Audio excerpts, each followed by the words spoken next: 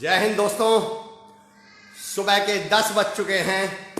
मैं अमर चौधरी हाजिर हूं आप लोगों के साथ सुबह के 10 बजे और मैं पूरी उम्मीद कर रहा हूं कि आप लोग भी बिल्कुल माशाल्लाह तैयार होंगे। बहुत बहुत शुक्रिया खुशहाली ma'am, thank you so much. Very good morning खुशहाली मैम, हाउ आर यू, कैसे और जील ऑफ लर्निंग, आपके जो सीखने का सिखाने का जो जुनून है। कपिल भाई thank you so much for joining us, very good morning, शुभकामनाएं हैं। भावना बेंदेकर मैम वंदे मातरम। उमेश सर, भावना मैम बहुत ही बेहतरीन कपल हैं जो हमेशा नेशन फर्स्ट करके, उमेश सर का एक थॉट है, एक आइडिया है, ये हमेशा दूसरों की मदद कर रहे होते हैं, वैल्यू एडिशन कर रहे होते हैं। बहुत कमाल की बात है भावना मैम, उमेश सर बहुत शानदार, thank you so much for joining us. सुबह के 10 बज चुके हैं दोस्तों और मुझे खुशी है कि हम सब लगातार जुड़े हुए हैं। जो जो लोग जुड़ते जाएं, अगर एक बार मैं भी मोटिवेटर से बातचीत शुरू हो जाए, प्रतीक यादव राजा मेरे, welcome back to Dhamu Sutar साहब, नमस्कार सर, कैसे हैं आप। कुलदीप पटेल साहब, सुनील कुमार पोद्दार साहब, very good morning. Kuldeep Patel साहब जय हिंद जय हिंद जय हिंद। कुलदीप भाई राजा बहुत बहुत धन्यवाद, जय हिंद, कैसे हैं आप। Shweta Pasi ma'am very good morning. Shweta ji को मैंने देखा है one of the most consistent learner. इस समय जितने भी ऑनलाइन ट्रेनिंग चल रही हैं, अगर उनमें कोई एक कॉमन है तो वो श्वेता मैम है, चाहे वो स्किलिंग यू पे हो, चाहे मयंक गुप्ता जी की हो, चाहे सुमित सर की हो, चाहे अमर चौधरी जी की हो, let it be anyone, if there is a common person on that platform and that is Shweta ma'am, that's great। Pradeep Yadav साहब कह रहे हैं present, thank you so much. Sunil साहब कह रहे हैं मैं भी मोटिवेटर, खुशहाली मैम हम सब motivator. How are you Shweta ma'am, I am शानदार, I am on the top of the world, how are you. यानी Suryavanshi ji very happy hippo, कैसे हैं आप, हाउ आर यू। वंदे मातरम। प्रदीप तेमकर साहब जय हिंद सर। जितेंद्र नागर साहब very good morning. Vishal Karma how are you my boy, जय हिंद। हेमंत सोनी जी जय हिंद सर, अरे जय हिंद, हेमंत सर लिख रहे हैं। हेमंत सोनी साहब बहुत बेहतरीन डॉक्टर हैं, प्रैक्टिस करते हैं इंदौर में, हमारे छोटे भाई हैं, बहुत बढ़िया हेमंत साहब, thank you so much Hemant भाई। योगा प्रैक्टिशनर शिवांश शर्मा, जय Hind Shivansh, I will appreciate you for one thing, you daily share my post. मैं आपका बड़ा शुक्रगुजार हूं, आपकी बहुत सपोर्ट है मुझे, थैंक यू सो मच। मैं भी संदीप मूंड साहब श्री कृष्ण बहुत हुए हैं, thank you so much Sandeep साहब। वंदे मातरम सुमित सर, आप तो मेरे मोटिवेटर हैं सुमित सर, वंदे मातरम, कैसे हैं आप। शानदार, ये हमारे भतीजे साहब हैं Monty Babu, thank you Monty Babu, thank you so much for joining us. बड़ा शानदार भावी हमारे नेता, युवा नेता, क्षमतावान युवा, कुछ करने की सोच रखने वाले मोंटी भाई। शमाकांत पांडे सर नागपुर से, शमाकांत सर आप तो वास्तव में मोटिवेटर है, मैं देखता हूं आपको, दैट्स ग्रेट, वंदे मातरम। चलिए दोस्तों मैं समझता हूं शुरू करें। मैं Amar Chaudhary the practical motivational speaker and a transformational coach. यहां प्रैक्टिकल शब्द पे जरूर ध्यान दिए हैं। प्रैक्टिकल का मतलब हुआ, अरे खुशहाली मैम का मैसेज आया मेरे पास कि शेयर्ड अ वीडियो, मैं आपका बहुत बहुत शुक्रिया अदा करता हूं। और एक बात तो है, हम सब मोटिवेटर हैं, हम सब शेयरर हैं। अब आप, मुझे सबसे अच्छी बात पता क्या लगती है, आप लोगों से नहीं कहना पड़ता कि शेयर कर लीजिए, वॉच पार्टी कर लीजिए, लोगों को बताइए, क्योंकि आप खुद शेयरर हैं, आप खुद मोटिवेटर हैं। आप उंगली नहीं जिम्मेदारी उठाते हैं, और जिम्मेदारी उठाने वालों की खूबी ये होती है दोस्तों की उनकी उंगलियां भी जिम्मेदारी उठाने के लिए उठती हैं। विकास नागरू साहब ने हमें ज्वाइन किया है, जय हिंद विकास सर, कैसे हैं। जय हिंद बिग ब्रदर, जय हिंद छोटे भाई, कैसे हैं आप। Madhuri Ojha ma'am thank you so much, happy morning. Rajan Singh Rajput साहब, रोहित बैसला मेरा छोटा भाई है, रोहित ने ज्वाइन किया, thank you so much Rohit ji. Rajan Singh Rajput जय हिंद सर, जय हिंद, जय भारत, जय अमर चौधरी। घसीटा सर की मैं खूबी बताता हूं, सेशन चाहे खत्म होते ही, अभिषेक सर का सेशन हो, मयंक गुप्ता सर का सेशन हो, विकास नागरू साहब का सेशन हो, जीएस मेरा सेशन हो, जीएस साहब का फोन जरूर आता है, वो अपने इनपुट्स जरूर देते हैं, वो हमें अप्रिशिएट भी करते हैं, मोटिवेट भी करते हैं। और कई बार आज जो मैं सर्कुलेट कर रहा था पोस्ट, उसमें मैंने एक वर्ड गलत कर दिया था और मुझे पूरी यकीन थी, अगर कुछ भी, अब यकीन जानिए दोस्तों, मुझे पूरा यकीन रहता है कि अगर मुझसे कोई भी मिस्टेक हो जाएगी तो घसीटा सर सपोर्ट के लिए है। और ऐसे लोग कमाना जीवन में ये बहुत बड़ी काम है, जो आपको सपोर्ट कर रहे हो। Jitendra Nagar ji already done before you say, क्या बात है जितेंद्र नागर भाई, thank you so much, good morning respected sir. MD point SKD, क्या बात है, कनेक्टेड वाली ma'am, thank you so much. Akanshu Srivastava sir, Amar sir, नहीं, मैं बता दूं हमारे आकांक्षु भाई, Amar sir you are brand क्यों लिख रहे हैं, मैं माफी चाह रहा हूं आकांक्षु सर, मैंने सुबह फोन लगाया था आपको, आप उठा नहीं पाए। बिट्टू भैया जी जिनका हमेशा आशीर्वाद मुझ पे है, आप ये जो दोनों ऊपर SKD यूनिवर्सिटी और कॉलेज बंद है, नॉलेज नहीं का लोगो देख रहे हैं, ये मुझे बिट्टू भैया जी ने ही सिखाया था।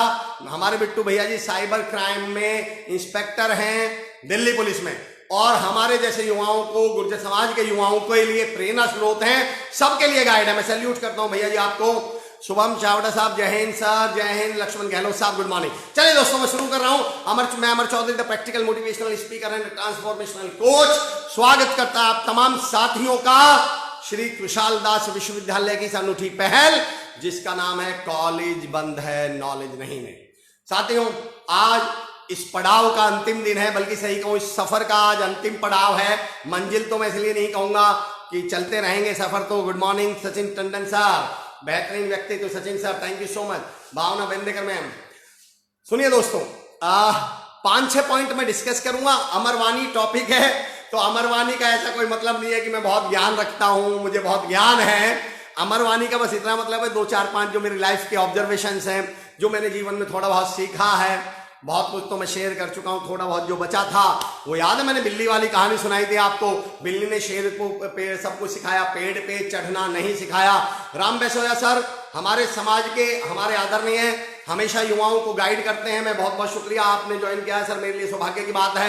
अमर Chaudhary sir, I was taking the therapy. Amit Sahu साहब, thank you so much. Bhavna Bendekar ji, Ganesh Pardi साहब, चलिए मैं कोशिश करता हूं कुछ वैल्यू एड करने की। जैन सर, राम सर, मैं आपका आशीर्वाद मुझ पर बना रहे। सचिन टंडन जी, थोड़ी देर पहले नोएडा में तेज हवाएं चल रही थी अमरवाणी सुनने के लिए, वो भी अब रुक गई हैं। Sachin sir, thank you so much, आपने तो मुझे मोटिवेट कर दिया। How is life going on sir? Amit भाई, बहुत बेहतरीन लाइफ चल रही है, शानदार चल रही है। और अमित सर, मैं यहीं से शुरू कर देता हूं। अमित सर ने एक सवाल पूछा है कि लाइफ कैसी चल रही है। दोस्तों, मेरे दोस्त अक्सर मुझसे कई बार सवाल पूछते हैं, और अमर भाई क्या चल रहा है, मजे आ रहे हैं? तो मैं कहता हूं यार, आज हमारे माननीय मुख्यमंत्री जी के पिताजी के लिए 2 मिनट के मौन की रिक्वेस्ट है भाई।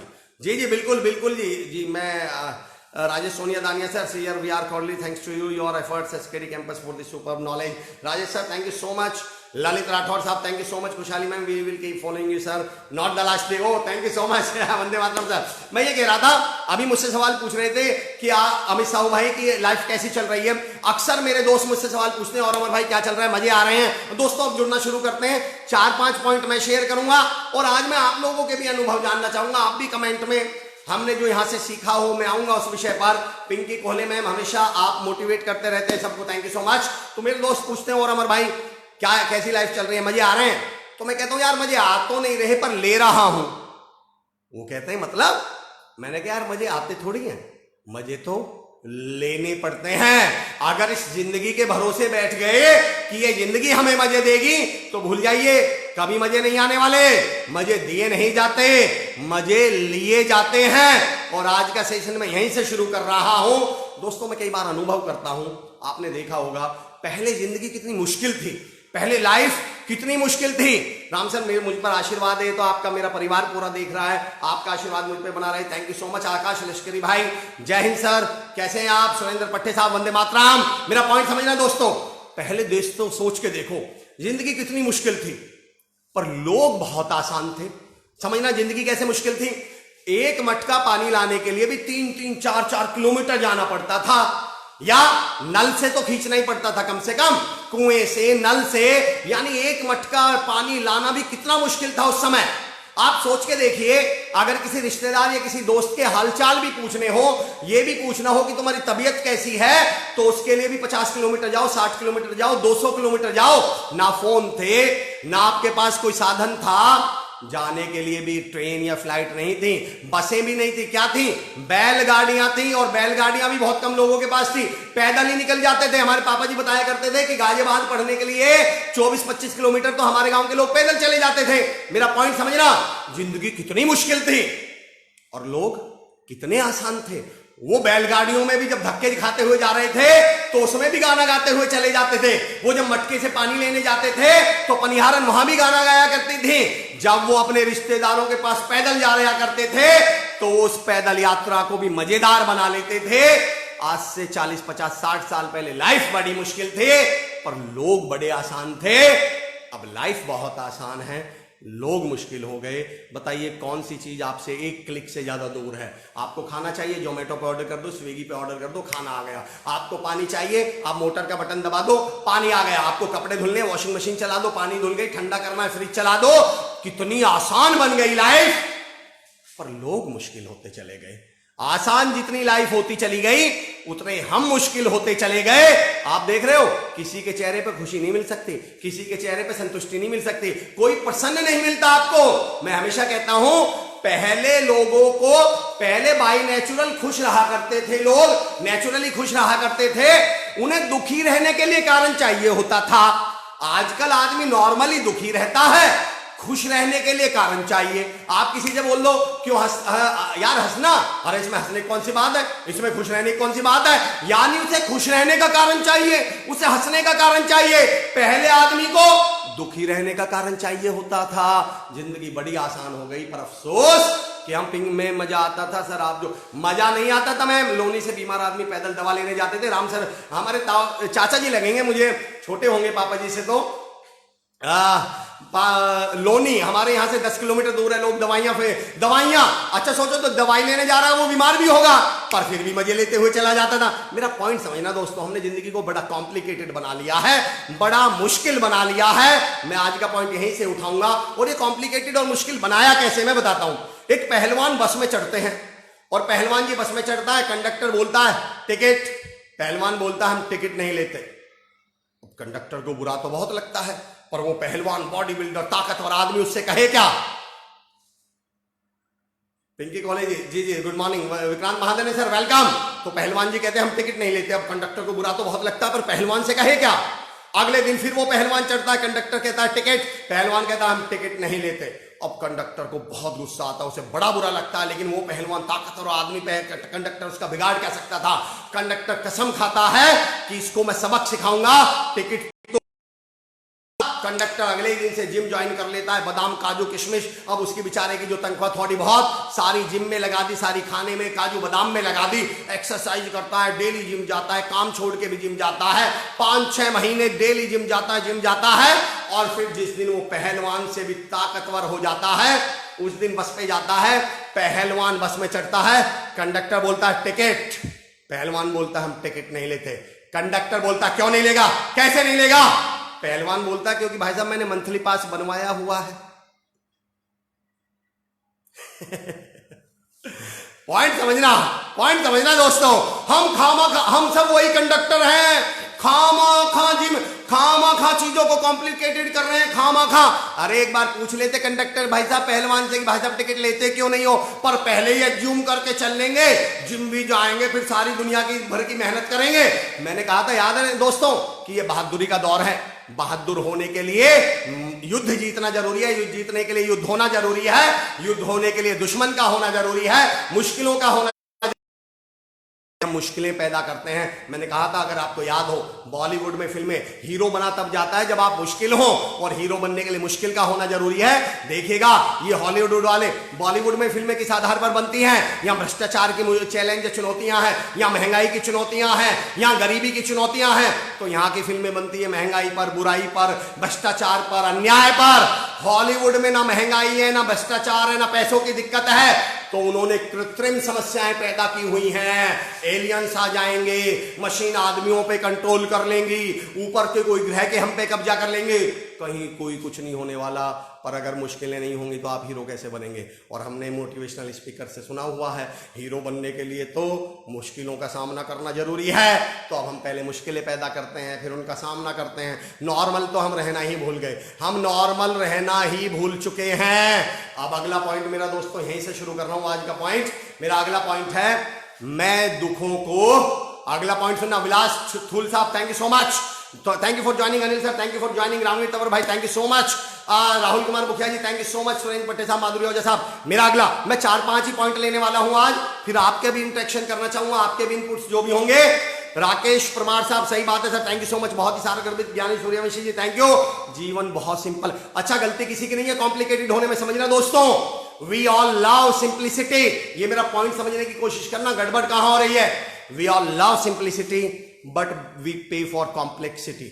हम सब सिंप्लिसिटी को प्यार तो करते हैं, पसंद तो करते हैं, पर पेमेंट किसको करते हैं, पे किसको करते हैं, कॉम्प्लेक्सिटी को। मैं उदाहरण देके बताता हूं आपको, मैं एग्जांपल देके बताता हूं आपको।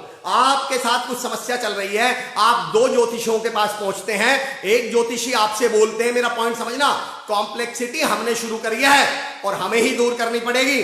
आप दो ज्योतिषों के पास पहुंचते हैं, एक ज्योतिष आपको बताता है कुछ नहीं करना, सुबह उठो, सूर्य उदय से पहले उठ जाओ, माता पिता के चरण छुओ, 3 बार ओम अल्लाह या भगवान का वाहेगुरु का नाम लो, सब ठीक हो जाएगा। दूसरे ज्योतिष के पास जाते हैं, दूसरा ज्योतिष आपसे बोलता है सूरज उगने से पहले अंधेरे में उठकर ठंडे पानी से नहाकर सूर्य पश्चिम की तरफ मुंह करके पीपल के पेड़ की तरफ, पेड़ के नीचे खड़े होकर उत्तर की तरफ 4 दाने डाल के काले कुत्ते की पूंछ में सफेद धागा बांधकर तब उल्टे पैर घर आना, तुम्हारी सारी समस्याएं हल हो जाएंगी। बताओ दोस्तों, आप किसको बड़ा ज्योतिषी मानेंगे? लिख के बताओ जरा, मुझे आंसर दो।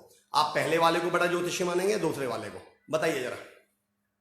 आप पहले वाले को बड़ा ज्योतिषी मानेंगे जिसने कहा था कुछ नहीं करना, सुबह उठ के माँ बाप के पैर छुओ, 3 बार अल्लाह ओम भगवान का नाम लो, सब ठीक हो जाएगा, उसे?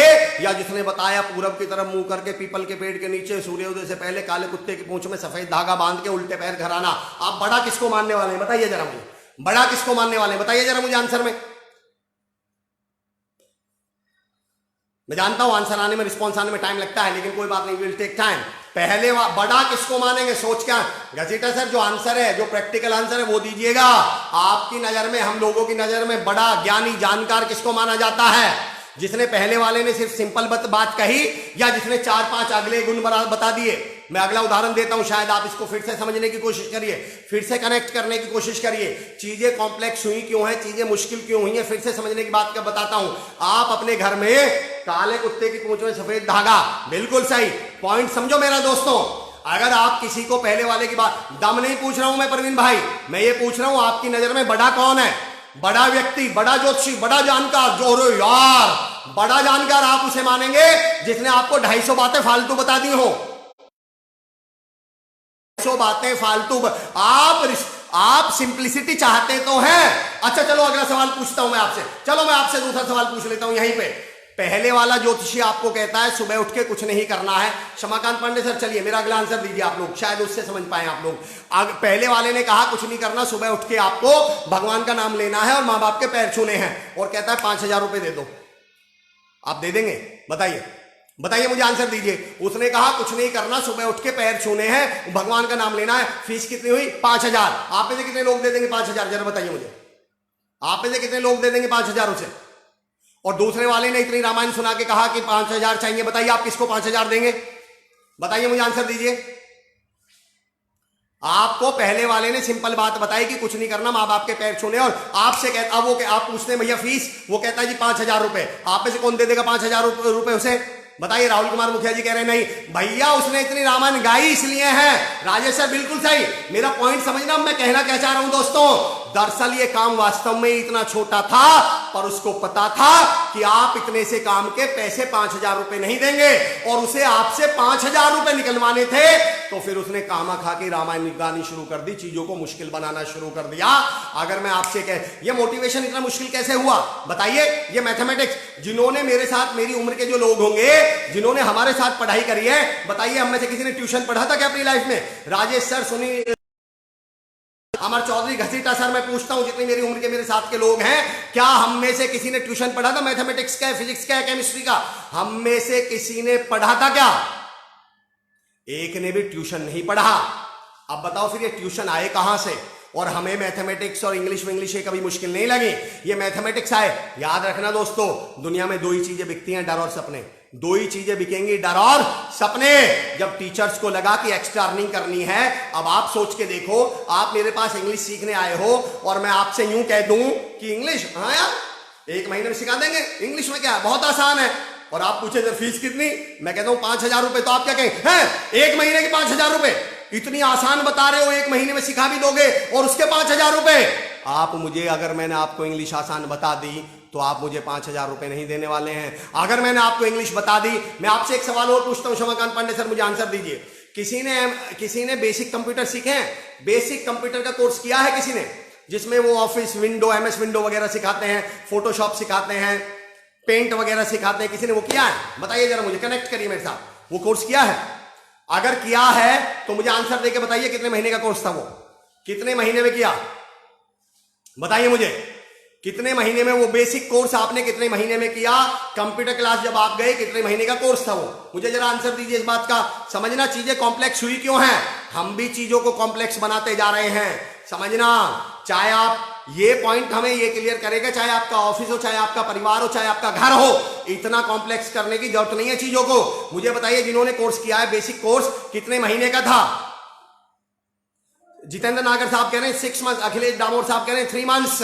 अब मैं जितेंद्र भाई आखिर जिनके भी जवाब आए हैं, राहुल कुमार मुखिया जी कह रहे हैं 3 मंथ्स। अब मेरे सवाल का जवाब देना दोस्तों, अगर सेम कोर्स जितेंद्र भाई, अखिलेश भाई, राहुल भाई, घसीटा सर, सेम कोर्स आपको अपने भाई को समझाना पड़ जाए, सेम चीजें आपको अपने बेटे को सिखानी पड़ जाए, आपने तो सीख ली, आपको सिखानी पड़ जाए, दिल पे हाथ रख के और सोच के बताइए कितने दिन में सिखा दोगे उसी 3 महीने के कोर्स को, उसी 6 महीने के कोर्स को कितने दिन में सिखा दोगे आप? बताइए जरा मुझे।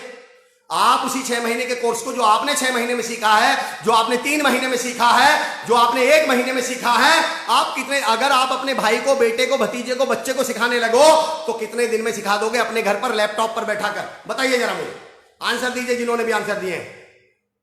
रूपेश सोलंकी साहब थैंक यू, प्रवीण सिंह तोमर साहब मुझे ये बताइए जिन्होंने भी किया है 3 महीने 6 महीने का बेसिक कोर्स, सेम कोर्स अगर आपको अपने भाई भतीजे को घर पे सिखाना पड़ जाए तो कितने दिन में करवा देंगे? घर पर आप कितने दिन में करवा देंगे उसे, अपने भाई भतीजे को या अपने घर वाले को, परिवार वाले को? बताइए।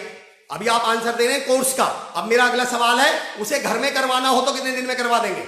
अगला सवाल, अगर आपको घर में करवाना हो तो कितने दिन में करवा देंगे?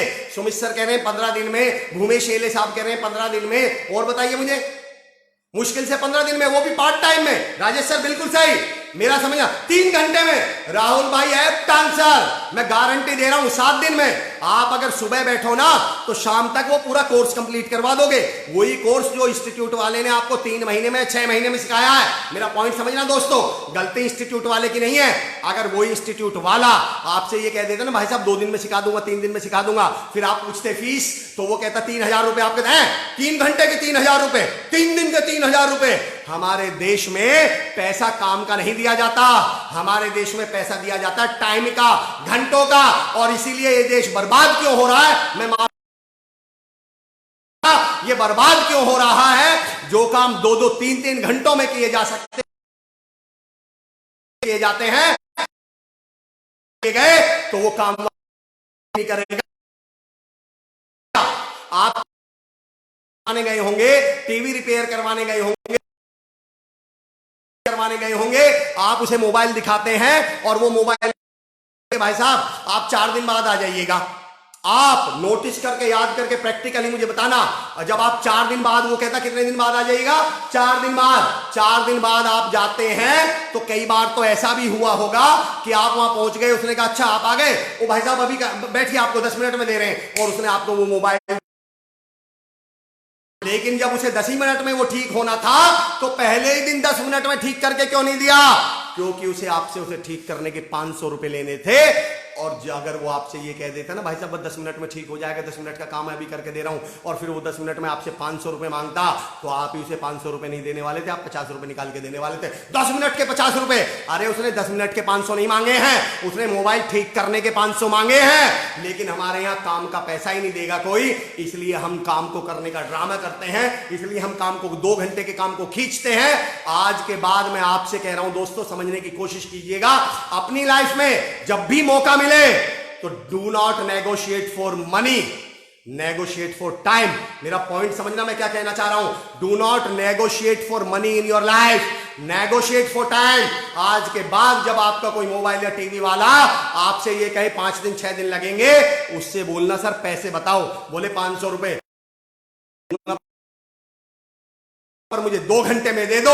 सच्चाई ये है वो 2 घंटे में, 1 घंटे में, आधे घंटे में ही ठीक कर देगा, अगर आप उसे ये एश्योरेंस दे दें कि आप पैसे उतने ही देंगे जितने 5 दिन बाद मांगने पर देने वाले थे।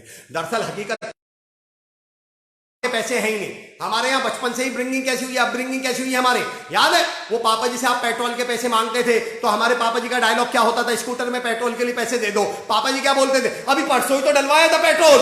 यानी हमारे पापा जी को इस बात से मतलब नहीं है स्कूटर चला कितने किलोमीटर है, उन्हें इस बात से मतलब है परसों ही तो डला था। हमारे यहाँ पेट्रोल दिन के हिसाब से डलता है, किलोमीटर के हिसाब से नहीं डलता।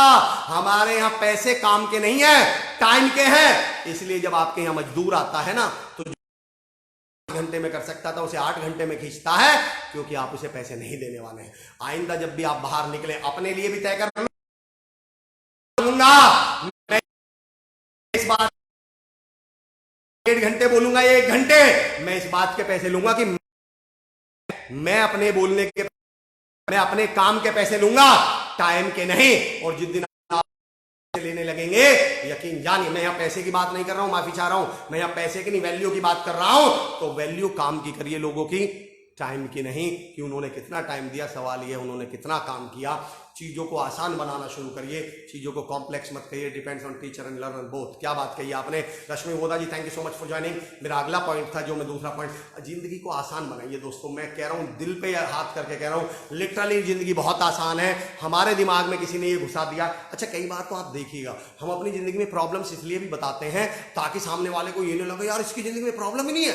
अरे यानी इसका, हमारे कहावत क्या है, अगर तुम्हारी जिंदगी में प्रॉब्लम्स नहीं है समझो तुम कुछ कर ही नहीं रहे। तो हमें लगता है इसका मतलब कुछ करने के लिए प्रॉब्लम होना जरूरी है। तो अब कोई पूछता, अब इसीलिए तो हम बताएं, कोई पूछता भी क्या हो रहा है, कैसा चल रहा है, अरे क्या बताएं यार बहुत परेशान हूं, ताकि सामने वाले को लगे ओ धरती, जो कहानी नहीं सुनी है, धरती जिस सिंह पे टिकी हुई है उसे लगे ओ भाई साहब का सिंह है, वो तो भाई साहब ने धरती थाम रखी है। आपने वो शादियों में 2-3 लोग, ध्यान देना दोस्तों, मेरे आज की मार्केट सर, जब तक आप किसी कॉम्प्लिकेटेड नहीं बता देते सामने वाला, हितेश सर मैं बिल्कुल एग्री करता हूं, पर मैं इसको चैलेंज भी कर रहा हूं आपको। Sir the video is cracking, Madhuri Ojha ma'am thank you, sorry for networking ने कुछ प्रोवाइडेड नॉट। मनीष भाई बहुत ही बेहतरीन इंटीरियर वर्ड यूज कर पा रहा हूं, इंटीरियर आर्किटेक्ट है वो, एंड आई लव जो आप बिल्डिंग्स के फोटो डालते हैं। सर मैं प्रॉपर वर्ड तो नहीं बता सकता, आप बेहतरीन, मैं आपका बहुत बड़ा फैन हूं आपके काम का मनीष भाई, थैंक यू सो मच। मेरा पॉइंट समझने की कोशिश करिए दोस्तों। चाह रहा हूं जिंदगी वास्तव में बहुत आसान है, इसको ज्यादा कॉम्प्लिकेटेड या ज्यादा मुश्किल मत बनाइए खामा खा के बहादुर बनने के चक्कर में, क्योंकि अल्टीमेटली कॉम्प्लेक्सिटी किसके पास आएगी? आपके पास। आपकी कॉम्प्लेक्सिटी किसके उसमें जाएगी? बच्चों में जाएगी। आपका परिवार खुद कलह में रहेगा, कलेश में रहेगा, परिवार दिक्कतों में रहेगा। आपने शादियों में 2-3 लोग वो नहीं देखे क्या? आप देखना, आप उनसे 9 बजे कहते हो भाई साहब खाना खा लो जी, चाचा जी खाना खा लो, ताऊ जी खाना खा लो, और वो ढूंगे पे हाथ रख के यूं खड़ा होके बोलते नहीं यार अभी नहीं, अभी तो मेहमान आ रहे हैं, अभी भीड़ है, थोड़ी भीड़ कम हो जाए। और फिर वो अगले दिन आपको बैठ के क्या बताते हैं, और रात तो खाना ही नहीं खा पाई, इतनी भीड़ थी, हम तो उसमें लगे रहे व्यवस्था में, फिर 12:30 हमें तो खाना ही 1:30 बजे जाके मिला। 1-2 ऐसे भी मिलेंगे यार मैं तो खा ही नहीं पाया, एक पूरी मिली थी बस। वो 9 बजे भी खा सकते थे, वो 8 बजे भी खा सकते थे, फ्री खड़े हुए तो कोई काम नहीं कर रहे थे वो। लेकिन अगर खाना खा लिया तो अगले दिन कहानी कैसे सुनाएंगे, किस्सा कैसे सुनाएंगे? तो फिर क्या करेंगे वो ढूंगे पे ऐसे सिर पर जैसे इन्होंने ही थाम रखी है सारी शादी। जबकि हकीकत ये है वहां केवल खाना खाने का ही रोल है अपना, बहुत ज्यादा इससे ज्यादा रोल नहीं था। और आजकल की शादियों में तो किसी का कोई रोल ही नहीं है, बस खाना ही तो खाना है, पर वो खाएंगे नहीं ताकि बाद में किससे सुना सके टाइम ही नहीं मिला, और यार हम तो बस 12:30 बज गए थे खाना खाने में, 1:30 बज गए थे। जबकि वो चाहते तो 8 बजे ही खा लेते, पर क्या करें, अगर वो कहानी किससे नहीं सुनाएंगे, खाना खा लिया तो फिर किससे किसको सुनाएंगे। खैर दोस्तों मैं ये कह रहा हूँ जिंदगी बहुत आसान है, इसे कॉम्प्लिकेटेड मत करिए। मेरा अगला पॉइंट है आज का, जिसमें मुझसे कई बार सवाल पूछा जाता है। पहले ही नितेश साहू ने सवाल पूछा था, अमित साहू ने, सर आप कैसे हैं, मेरा पॉइंट समझना दोस्तों। मेरे एक दोस्त ने मुझसे पूछा अभी 10-12 दिन पहले की बात, लॉकडाउन से 10-12 दिन पहले की बात है, और अमर क्या हालचाल चल रही है? मैंने कहा बढ़िया यार मस्त। बोले यार अमर तू हमेशा कैसे खुश रह लेता है, तू हमेशा कैसे मस्त रहता है, तू कैसे हमेशा खुश रह लेता है, तेरी जिंदगी में कोई परेशानी नहीं है क्या? मैंने कहा क्यों, तुझे ऐसा क्यों लग रहा है? बहुत परेशानी है। अब मेरा पॉइंट समझना दोस्तों, मैंने कहा यार बहुत परेशानी है, तो बोले फिर तू परेशान नहीं है? मैंने कहा यार अब मेरा पॉइंट समझना दोस्तों, मैं क्या समझा रहा हूं। मैंने कहा यार बाहर बारिश हो रही है, बारिश होना एक सिचुएशन है, मैं उस बारिश में भीगूंगा नहीं भीगूंगा ये मेरा डिसीजन है। बारिश होने का मतलब ये थोड़ी है कि मैं भीग ही जाऊंगा। अरे क्या मेरे पास मकान नहीं है, छत नहीं है, शेल्टर नहीं है क्या?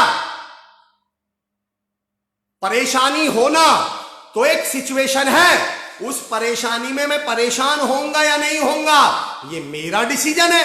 तो परेशानी होने का मतलब ये थोड़ी है कि मैं परेशान भी हो जाऊं, बारिश होने का ये मतलब थोड़ी है कि मैं भीग भी जाऊं। लेकिन पता है हम इतने सभ्य लोग हैं, इतने संस्कारी लोग हैं, हमें ऐसा लगता है नहीं यार परेशानी आई है तो ऐसा कैसे हो सकता है, बेचारी इतनी दूर से आई है तो परेशान तो होऊंगा यार, नहीं यार बेचारी बारिश इतनी दूर से आई है भीगूंगा तो सही। और मैं ये भी नहीं कहता दोस्तों कि भीगना गलत है, मैं तो ये कह रहा हूं भीगने को भी इंजॉय किया जा सकता है।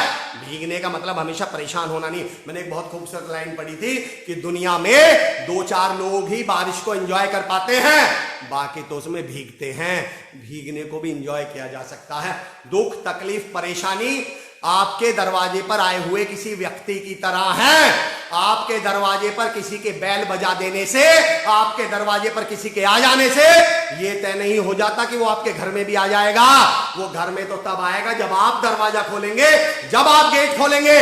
मुश्किलों का, परेशानियों का होना ये तो किसी का बैल बजाना है, पर उसका घर में आ जाना मेरा डिसीजन है। मैं कहूंगा तो ही वो आएंगे, वरना उनकी औकात नहीं। Manish sir, thank you so much. Manish sir का आशीर्वाद मुझे मिले। राकेश परमार साहब, thank you so much. Sumit sir, thank you so much भैया मेरा। पर पता है हम कितने संस्कारी लोग हैं, समझो हम कितने बढ़िया लोग हैं। मेरा पॉइंट समझना, पुरानी हिंदी फिल्में देखी होंगी आपने, पुरानी हिंदी। मैं शेयर और वॉच पार्टी के लिए नहीं कहूंगा बीच में, मुझे मालूम है जितने मेरे हमारे साथ जुड़े हुए लोग हैं वो शेयरर हैं, वो राजा हैं, वो दानी हैं, वो दूसरों का भला चाहने वाले हैं। मैं भी मोटिवेटर। तो मोटिवेट करने के लिए आप किसी को कैसे करेंगे? वीडियो शेयर कर सकते हैं, वॉच पार्टी कर सकते हैं, लोगों को बता सकते हैं। मेरा पॉइंट सुनना, मैं क्या पॉइंट कह रहा था। आई वॉज टॉकिंग अबाउट कि परेशानी का होना, पर हम बड़े संस्कारी लोग हैं, बड़े तमीजदार लोग हैं, बड़े सभ्य लोग हैं। पुरानी हिंदी फिल्में यार, इम्परफेक्शन में ही परफेक्शन का मजा है। हेमंत भाई इस पे मैं बोलूंगा, मैं बोल चुका हूं वैसे के लिए इस पे। अब मेरा उदाहरण समझना क्या है दोस्तों, उदाहरण समझिएगा, ऑब्जर्वेशन देखिएगा। पुरानी हिंदी फिल्में देखी हैं, उसमें विलेन गोली मारता था हीरो को या हीरो की मां को, लेकिन वो साइड हीरो जो हुआ करता था या हीरो का जो दोस्त हुआ करता था, वो हीरो को धक्का देकर खुद गोली के सामने अट जाता था। मैं आज तक नहीं समझ पाया, मेरा पॉइंट समझना, मेरा पॉइंट समझना दोस्तों, कितने संस्कारी लोग थे। उसे धक्का देकर खुद गोली के आगे अड़ गया। देखो कितनी बचत की सोच है कि यार बेचारे की गोली खराब ना चली जाए, उसने गोली चलाई है, चल इसको तो मैंने हटा दिया, पर अब इसके सामने खुद तो अड़ूं ताकि इसकी गोली खराब ना चली जाए। मैं ये पूछ रहा हूं, जब तू उसे धक्का देके तू उसे हटा सकता था, तो धक्के के साथ तू खुद नहीं गिर सकता था क्या? गोली के सामने आना जरूरी था। ऐसे ही जब परेशानी आती है ना, तो हमें ऐसा लगता है नहीं यार इसके सामने नहीं आऊंगा तो बेचारी परेशानी खराब चली जाएगी, बेचारी को बड़ा दुख होगा, तो मैं तो सामने अड़ के। अरे जब तुम दूसरे को बचा सकते हो, तुम बच नहीं सकते थे क्या? परेशानी से साइड में नहीं हो सकते क्या?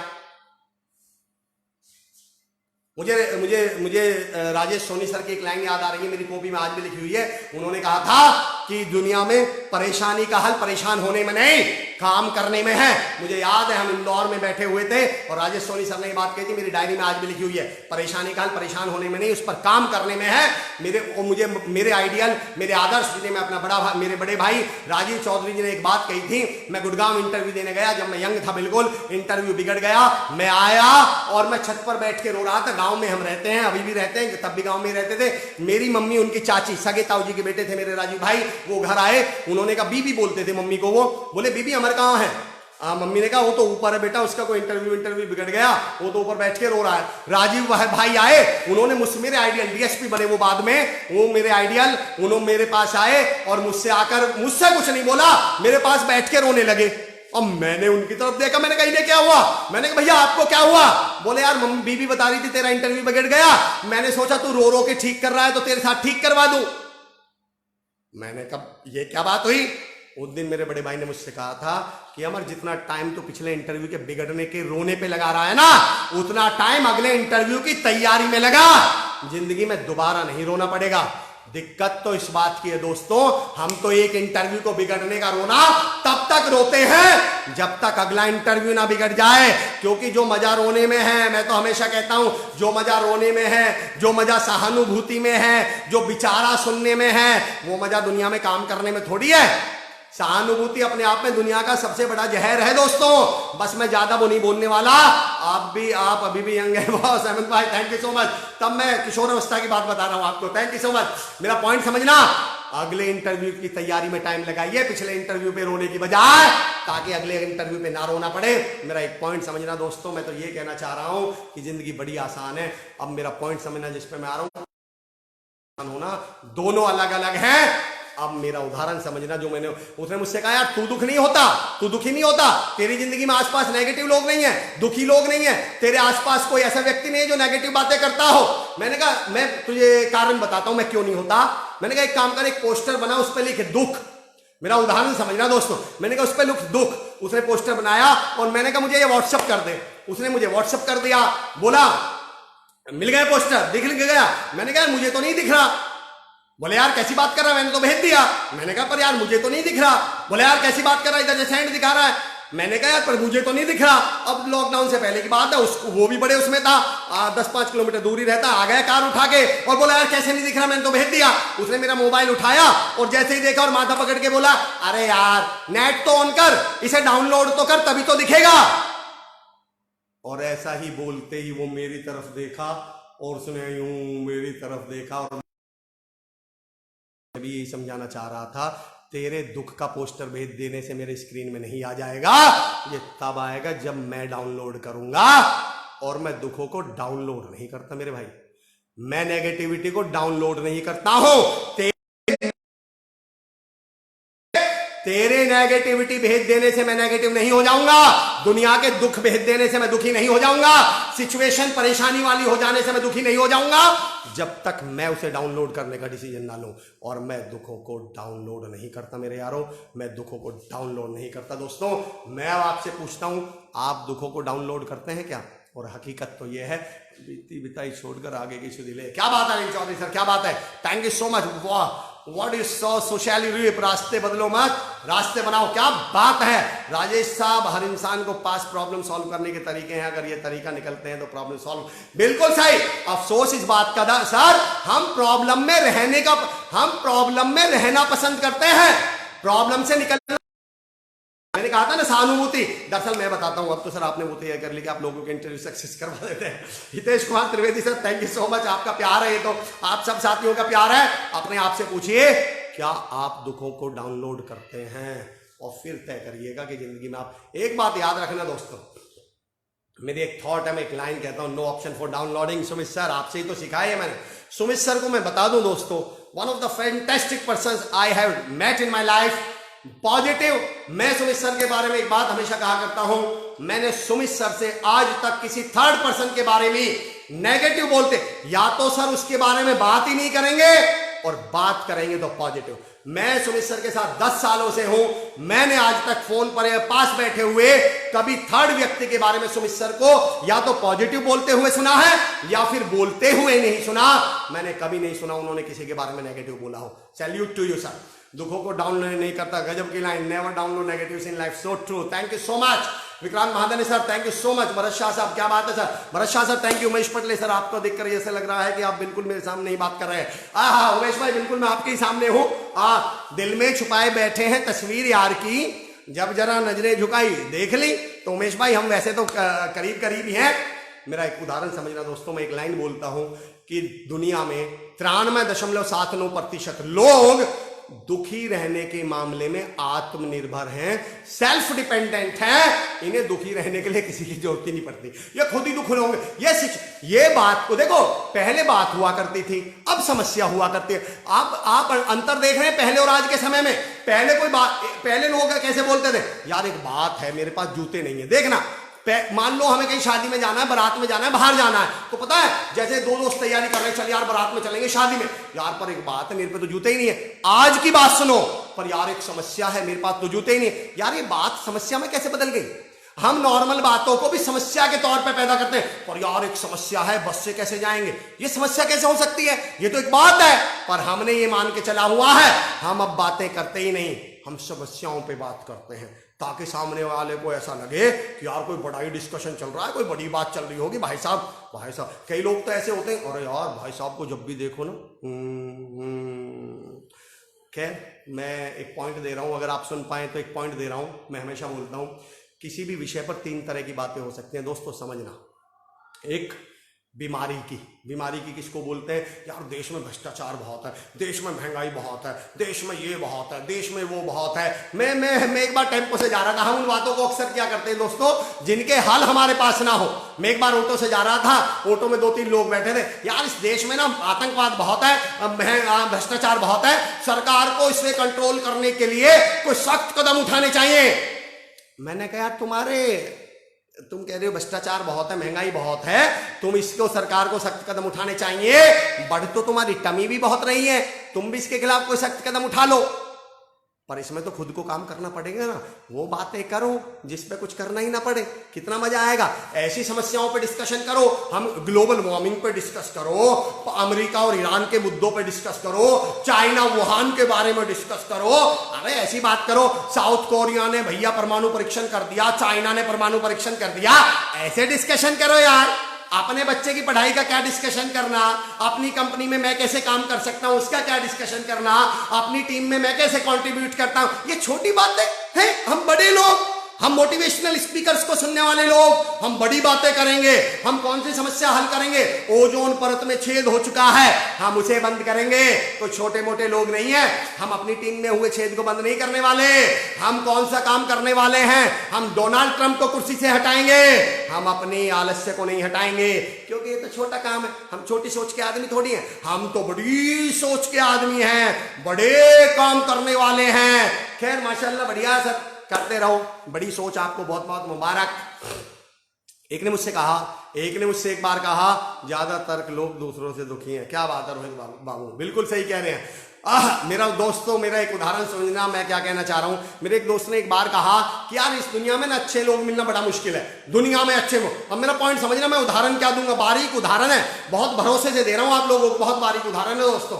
बोले इस दुनिया में ना लोगों अच्छे लोग मिलना, ईमानदार लोग मिलना बड़ा मुश्किल है। मैंने कहा यार एक बात बता, अगर तेरा मोबाइल तेरे घर में गुम हो जाए, तेरे कमरे में गुम हो जाए, तो उसके मिलने की प्रोबेबिलिटी कितनी है? अरे बोले 100% है यार, कहां जाएगा कमरे में से, 5-7 मिनट में मिल ही जाएगा। और मैंने कहा अगर आपका मोबाइल आपके घर में गुम हो जाए तो? बोले यार 100% है तो भी, हाँ थोड़ा टाइम लग जाएगा, आधा पौना घंटा। अगर मोहल्ले में गुम हो जाए मैंने तो, अगर मोहल्ले में ढूंढना पड़े तो? बोले यार फिर तो 80% चांस है, 20% तो फिर मुश्किल ही मिलेगा। और मैंने कहा तेरी कॉलोनी में गुम हो जाए, कॉलोनी में ढूंढना पड़े? बोले यार फिर तो 20% ही चांस है, बड़ा मुश्किल है। और मैंने कहा शहर में गिरे कहीं, तुझे नहीं पता, शहर में ढूंढना पड़े? बोले यार फिर तो 5% ही चांस है। और मैंने कहा कहीं दुनिया में गिर जाए तो? अरे बोले फिर तो चांस ही नहीं है। तो मैंने कहा मेरे दोस्त तू अच्छे लोग दुनिया में क्यों ढूंढ रहा है? तू अच्छे लोग अपने कमरे में क्यों नहीं ढूंढता जहां चांसेस ज्यादा हैं? तू अच्छे लोग अपने घर में क्यों नहीं ढूंढता जहां चांसेस ज्यादा हैं? तू अच्छे लोग अपने मोहल्ले में क्यों नहीं ढूंढता जहां चांसेस ज्यादा हैं? वाह मेरे दोस्त, दुनिया में ढूंढने बैठा है जहां तुझे भी पता है मुश्किल ही मिलेंगे, पर मुझे तो डायलॉग मारने हैं ना। हम तो हिंदी फिल्मों, साउथ इंडियन मूवी देखने वाले डायलॉग बाज लोग, हम तो डायलॉग मारेंगे ना, दुनिया में अच्छे लोग नहीं मिलते, दुनिया में ऐसे नहीं मिलते, दुनिया में वैसे नहीं मिलते, ताकि हम डायलॉग में जीना चाह रहे हैं, करना कुछ नहीं चाह रहे। मैं कह रहा हूं पर अंत में नुकसान हमें ही होने वाला है। जिंदगी दुख में हमारी गुजरने वाली है, परेशानियों में हमारी गुजरने वाली है। हाँ अच्छे हैं तो जो लोग अभी अच्छे रहने में मजबूर हो जाते हैं, क्या बात है। हर इंसान की लाइफ के अंदर सुख और दुख है, डिपेंड करता है कि ये इंसान दुख में भी खुश रहकर सुख का लाभ उठा सकता है। क्या बात है, हिप्पो है ना, क्या बात है, बिल्कुल सही है दोस्तों। मेरा अगला पॉइंट समझिएगा, मेरा अगला पॉइंट है क्या, अच्छा एक लास्ट पॉइंट बता रहा हूं, लास्ट पॉइंट है मेरा इसका, इस वाला डाउनलोड वाला। आपका रिमोट किसके हाथ में है? मैं एक उदाहरण दे रहा हूं, एक लाइन बोल रहा हूं दोस्तों, समझना। अगर आपके काम वाली बाइक के आने पर आप दुखी हो सकते हैं, अगर आप ट्रैफिक जाम में फंसने पर दुखी हो जाते हैं, आप इंटरनेट बंद हो जाने पर दुखी हो जाते हैं, आप पिज्जा डिलीवरी बॉय के 10 मिनट लेट आने पर दुखी हो जाते हैं, तो यकीन जानो दोस्तों तुम्हारा जन्म ही दुखी होने के लिए हुआ है। तुम अब कुछ नहीं करने वाले इस लाइफ में सिवाय दुखी रहने के। अगर तुम्हारी दुख इस बात पे, तुम्हारे दुख और सुख इस बात पे डिपेंड करते हैं बाई आई या नहीं आई, आपके दुख और सुख इस बात पे डिपेंड करते हैं तुम्हारे दोस्त ने फोन उठाया नहीं उठाया, तुम्हारे दुख इस बात पे डिपेंड करते हैं ट्रैफिक जाम में ट्रैफिक हुआ या नहीं हुआ, तुम्हारे दुख सुख इस बात पे डिपेंड करते हैं कि पिज्जा बॉय टाइम पे आया है लेट आया। तो तुम्हारा जन्म दुखी रहने के लिए हुआ है, अब तुम सारी जिंदगी दुखी होगे। बस मेरी आपसे रिक्वेस्ट है, अब ढंग में दुखी हो लो, पूरा फोकस दुखों पे कर दो और एक अच्छे दुखी इंसान बन के दिखाओ, ताकि लोग तुम्हारी मिसाल दे सकें। दुखी हो तो ऐसा फिर बेहतरीन दुखी होने वाले बन के दिखाओ दोस्तों, सबसे बेहतरीन दुखी होने वाले बन के दिखाओ, क्योंकि अब सुखी तो तुम रह नहीं सकते, क्योंकि रिमोट किसको दे दिया आपने। अब जो जब चाहेगा बटन दबा देगा। तुम टीवी देख रहे हो, दूसरे के हाथ में रिमोट है, और तुम मैच देख रहे हो क्रिकेट का, वो तो भाई बीच बीच में रामायण पे लगाएंगे, वो तो तुम रामायण देख रहे हो, बीच बीच में मैच पे लगाएंगे। तुम जो देख रहे हो वो तो बदले, और तुम दुखी होने वाले हो। हमारे ताऊ जी हैं जिनको हम बाबूजी बोलते हैं, बाबूजी के यहाँ जब हम छोटे थे, 12-15 साल के थे, 12-14 साल के थे, उस समय गांव की बात कर रहा हूं, आज से 20-22 साल पहले, 25 साल पहले, उस समय बाबूजी ने वो बेल लगवाई थी दरवाजे पे, मेन गेट पे बेल नहीं लगती, इलेक्ट्रिक बेल दरवाजे, उस समय आप समझो गांव में कहां हुआ करती थी। तो हम पता दोपहरी में क्या करते थे, गर्मी में हम बैल बजा के भागते थे। अब बाबूजी लेटे हुए होते थे तो बाबूजी हमारे पीछे भागते थे, फिर बाबूजी वापस जाके लेट जाते ताऊ जी, हम फिर बैल बजाते, फिर भागते ताऊ जी, फिर हमारे पीछे। हमें बड़ा मजा आता था, हम रोज 3-4 बार 5 बार ऐसा करते, रोज 3-4 नहीं बैल बजी थी, हमें भी बड़ा शौक आ रहा था, रोज बैल बजाएं, रोज भागें, रोज बैल बजाएं, रोज भागें। 5वें-6ठे दिन की बात है, हमने बैल बजाई, भागे, पर देखा पीछे बाबूजी नहीं आए। बाबूजी ने कहा यार बेकार है, ये तो रोज तंग करते, रोज परेशान करते, बाबूजी आए नहीं। हम दोबारा 10-5 मिनट बाद दोबारा बैल बजाने गए, फिर भागे, फिर बाबूजी नहीं आए, फिर हम 20-25 मिनट बाद फिर बैल बजाने गए, फिर भागे, फिर बाबूजी आए, बाबूजी नहीं आए। उसके बाद हम दोबारा कभी बैल बजाने ही नहीं गए। पर उस दिन हमें एक सबक मिला जिंदगी का कि हमें मजा बैल बजाने में नहीं, हमें मजा बाबूजी को तंग करने में आ रहा था। दोस्तों, आदमी को मजा बैल बजाने में नहीं, आदमी को मजा आता है तंग करने में। और अगर आपने उसके रिएक्शन पे तंग होना शुरू कर दिया, अगर आपने उसके रिएक्शन पे रिएक्ट करना शुरू, अब उसे मजा आने लगा है, अब वो आपको रोज तंग करेगा। उसे मजा बैल बजाने में नहीं आ रहा है, आपके तंग होने में आ रहा है। आप बैल नहीं हटा सकते, आप भागना बंद कर दीजिए, यकीन जानिए वो बैल बजाना बंद कर देगा। चले दोस्तों, अगला पॉइंट है मेरा आज का कि कहीं आप भी तो अमरवाणी है। मैं आप लोगों से इजाजत चाहता हूं कि अगर 10-15 मिनट तक हम 1-1.25 घंटे तक भी चल जाए तो हम लोग जुड़े रहेंगे। जो सोचेंगे वही हो जाएगा। संजीव सोनी जी क्या बात कही आपने, आप दुख पर फोकस करोगे तो दुखी हो जाएंगे। आपने इतनी बड़ी बात कही। अच्छा एक बात बताइए दोस्तों, एक बात बताओ मुझे, आज का इस वाले का लास्ट एग्जाम्पल देता हूं। एक राक्षस है और एक देवता है, वो दोनों एक सेब खा रहे हैं। सेब में मुझे नहीं मालूम है, सिर्फ उदाहरण के लिए दे रहा हूं। सपोज करता हूं सेब में 2 ग्राम प्रोटीन है और 10 पॉइंट कैलोरीज है, 10 kcal जो बोलते हैं उसको। 2 ग्राम प्रोटीन है उस सेब में और 10 कैलोरीज है, 10 पॉइंट कैलोरीज है। उसे राक्षस भी खा रहा है, उसे देवता भी खा रहा है, एक सेब। बताइए उस सेब से देवता को कितनी प्रोटीन मिलेगी और राक्षस को कितनी प्रोटीन मिलेगी, जरा बताइए मुझे। अनिल चौधरी साहब कह रहे हैं परेशानी भी इसलिए बैल बजाती है, बिल्कुल सही, इसीलिए बैल बजाती है सर। कीप कंटिन्यू, आज रुकना नहीं है। क्या बात है Sumit sir, thank you, what an example. खुशहाली मैम थैंक यू, परेशान करने में मजा आता था बचपन में, क्या बात कही आपने। सोनम भाटी हमारी साली साहिबा देख रही हैं, thank you so much Sonam ji. नजरे बदल तो नजारे बदल जाएंगे। Arun Sharma ji good morning, thank you. Sanjeev Soni ji, मेरा पॉइंट समझना, राक्षस भी एक सेब खा रहा है, देवता भी एक सेब खा रहा है। सेब में 2 ग्राम प्रोटीन है, साइंस में मत चले जाना, मुझे नहीं मालूम कितनी एक्चुअल में। 2 ग्राम प्रोटीन है और 10 पॉइंट कैलोरीज है। बताइए देवता को कितनी प्रोटीन मिलेगी। नवनीत गोयल साहब कह रहे हैं बराबर मिलेगी।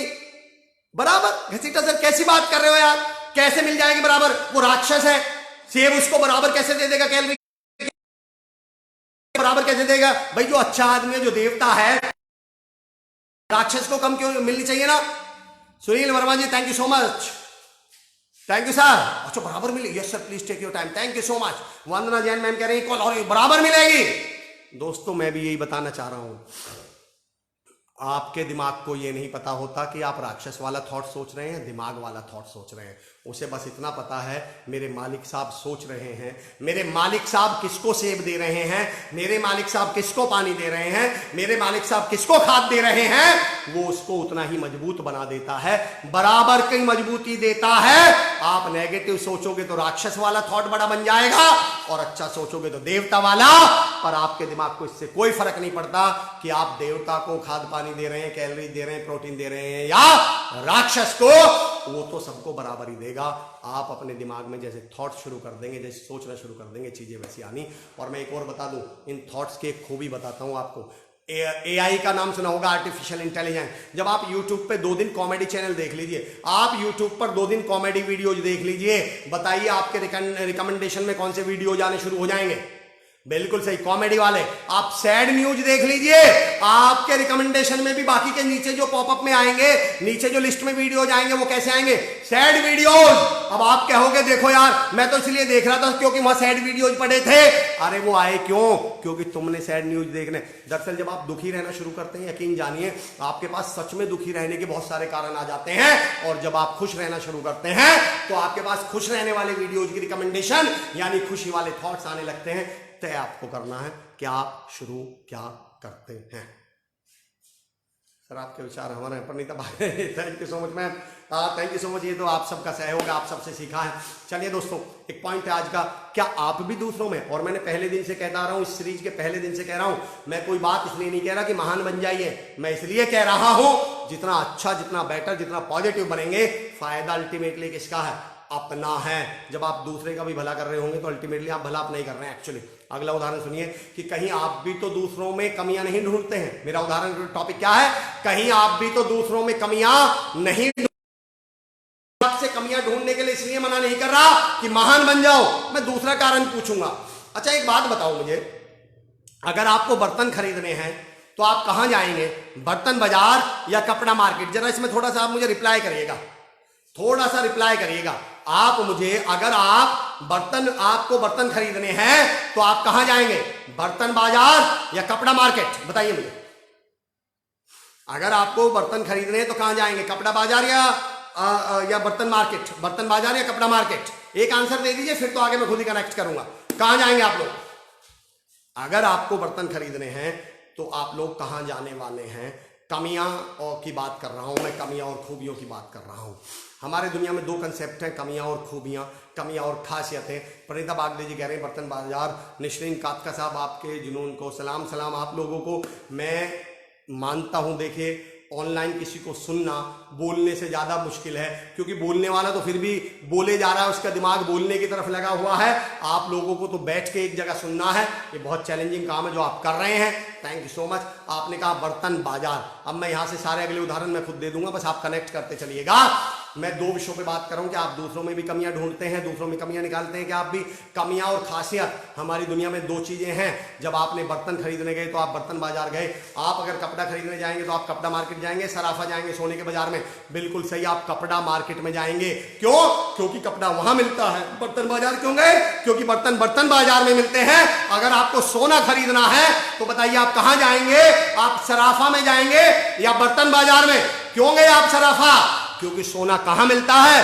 सराफे में। अब मेरा अगर एग्जाम्पल समझ लेना दोस्तों, यहां से एग्जाम्पल को पिक कर जाना। जब आप बर्तन खरीदने गए थे, बताइए आपका पूरा दिन कहां गुजरा? बर्तन बाजार में। क्योंकि बर्तन कहां मिलते हैं? बर्तन बाजार में। जब आप कपड़ा खरीदने गए थे तो आपका लंबा समय, पूरा दिन कहां गए गुजरा? कपड़ा मार्केट में। जब आप सोना खरीदने गए थे तो आपका पूरा दिन, पूरा समय कहां गुजरा? सोना बाजार यानी सराफा में। अब मैं आपसे एक सवाल पूछता हूं दोस्तों, हमारी दुनिया में 2 कंसेप्ट है, कमियां और खासियतें। अगर मैं नर्क और स्वर्ग मान लूं कोई दुनिया में सच में है, नर्क और स्वर्ग नाम की दुनिया में कोई चीज है, तो मुझे बताओ कमियां कहां मिलेंगी इसमें से, और खूबियां, खासियतें कहां मिलेंगी? मुझे आंसर दीजिएगा। कमियां कहां मिलने वाली हैं?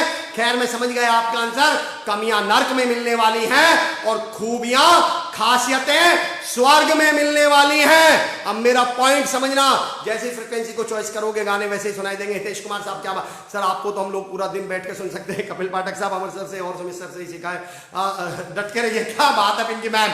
मेरा उदाहरण का जवाब दो दोस्तों। अगर मैं कमियां और खासियतें 2 कंसेप्ट मान लूं और नर्क और स्वर्ग 2 कंसेप्ट मान लूं, तो मुझे बताइए कमियां कहां मिलेंगी दोनों में से और खासियत कहां मिलेंगी?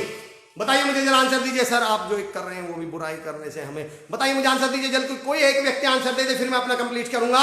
सर आपको हम कभी भी सुनने के रेडी हैं। क्या बात है योगेश साहब, थैंक यू सो मच। बताइए दोस्तों मुझे। प्रकाश गुगिल्ला साहब क्या बात है, बताइए मुझे कमियां और खासियत। अगर मैं कंसेप्ट मान लूं नर्क और स्वर्ग का, तो इनमें से नर्क में क्या मिलेगा और स्वर्ग में क्या मिलने वाला है दोनों में से, अगर मैं मान लूं कंसेप्ट, तो जरा मुझे बताइए कमियां कहां मिलने वाली हैं और खासियत कहां मिलने वाली है, खूबियां कहां मिलने वाली है, पॉजिटिविटी कहां मिलने वाली है, जरा मुझे बताइए। एक कोई व्यक्ति आंसर दे दे जल्दी, रिस्पॉन्स आने में टाइम लगता है मैं जानता हूं, पर मैं जूम कर लूंगा फिर, तो बताइए मुझे। नर्क, क्या बात है, थैंक यू सो मच। कमियां कहां मिलेंगी दोस्तों, नर्क में। खासियत कहां मिलेगी दोस्तों, कमियां नर्क में होंगी। नवनीत गोयल साहब कह रहे हैं बिल्कुल सही, कमियां कहां मिलेंगी, नर्क में। अब मेरा पॉइंट समझ लेना जो मैसेज देना चाह रहा हूं। मैं दूसरों पे एहसान करने के लिए, महान बनने के लिए नहीं कह रहा कि दूसरों में कमियां निकालना बंद कर दो। मैं क्यों कह रहा हूं, समझना मेरे पॉइंट को। कमियां मिलेंगी नर्क में, खासियतें पॉजिटिव मिलेंगी स्वर्ग में। जब आप बर्तन खरीदने गए थे सारा दिन कहां निकला, बर्तन बाजार में। जब आप कपड़ा लेने गए तो सारा दिन आपका कहां गुजरा, कपड़ा बाजार में। जब आप सोना खरीदने गए तो सारा दिन कहां गुजरा, सोना बाजार में। अगर आप दूसरों में कमियां निकालने का शौक रखोगे तो खुद की सारी जिंदगी नर्क में गुजार दोगे, नर्क में। क्योंकि कमियां कहां मिलती हैं, नर्क में। तो मैं इतना तो बेवकूफ नहीं हूं कि दूसरों में कमियां निकालने के चक्कर में अपनी जिंदगी नर्क में गुजार दी। दूसरों में कमियां निकालने के शौक में अपनी जिंदगी कमियों आपने नर्क में गुजार दी। क्या हम इतने बेवकूफ हो सकते हैं, क्या मैं इतना बेवकूफ हो सकता हूं?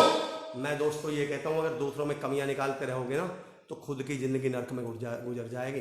खासियतें ढूंढना शुरू करो, खूबियां ढूंढना शुरू करो, अच्छाइयां ढूंढना शुरू करो, इसलिए कि ताकि खुद की जिंदगी स्वर्ग में गुजार सको, खुद की जिंदगी बेहतर जगह गुजार सको। और ऑनलाइन अगर मैं होता, नया सेशन होता पहला दूसरा, तो ये मैं अगले वाला एग्जाम्पल नहीं लेता, हालांकि कोई ऐसी बात भी नहीं है, लेकिन क्योंकि आप लोगों से कनेक्टिविटी बन चुकी है, ये तो मेरी एक्सटेंडेड फैमिली है, ये तो मेरा परिवार है। एक उदाहरण लेता हूं, आप में से कोई मुझे बता सकता है, कमी शब्द है, एक शब्द है कमी और एक शब्द है खासियत।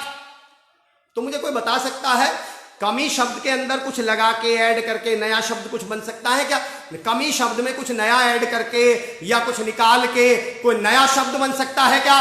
और खासियत में कोई नया वर्ड निकाल सकते हैं निकाल के या लगा के? जरा पहले कमी में बताइए, कमी शब्द में कोई नया शब्द लगाकर या निकाल कर कोई नया शब्द बन सकता है क्या? जरा मुझे बताइए।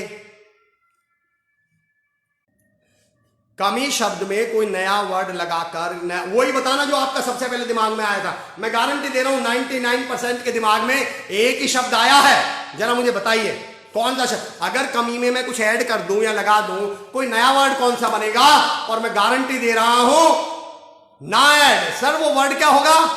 हाँ, नवनीत गोयल साहब लिख रहे हैं, मैं माफी के साथ ये वर्ड पढ़ रहा हूं, कोई बात नहीं, हम सब एक्सटेंडेड फैमिली है। कमीना। कमी शब्द में अगर हम एक नया वर्ड लगा दें तो शब्द बनता है कमीना।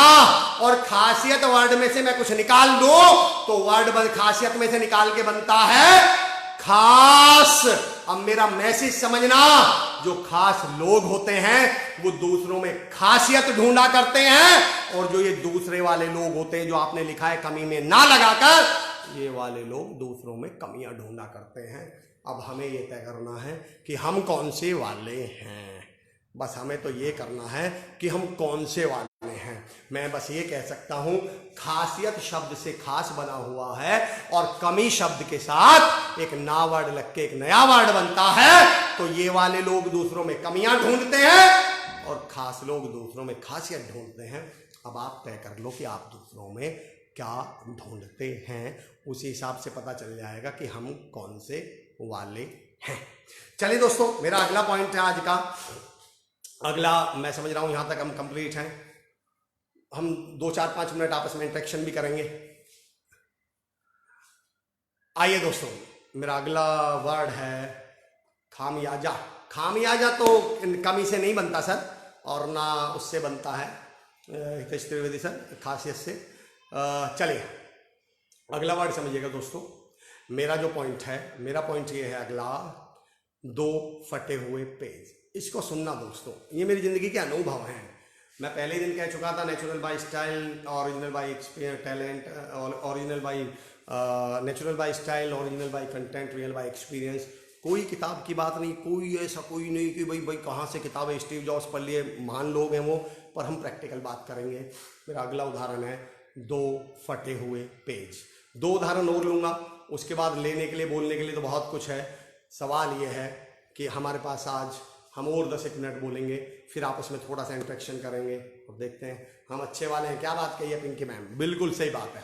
मेरा पॉइंट समझना आप दोस्तों, 2 फटे हुए पेज, इसका मैसेज समझना क्या है, इसका मैसेज समझना, यह समझना दोस्तों। मेरा इंस्टीट्यूट हुआ करता था इंदौर में, ब्रिटिश एकेडमी के नाम से, मैं स्पोकन इंग्लिश सिखाया करता था। तो हमारे वहाँ नोट्स थे, 30 पेज के तकरीबन वो नोट्स थे। तो जब मैं दिल्ली आ गया तो किसी ने मुझसे पूछा कि भैया आपके पास वो नोट्स पड़े हुए हैं क्या।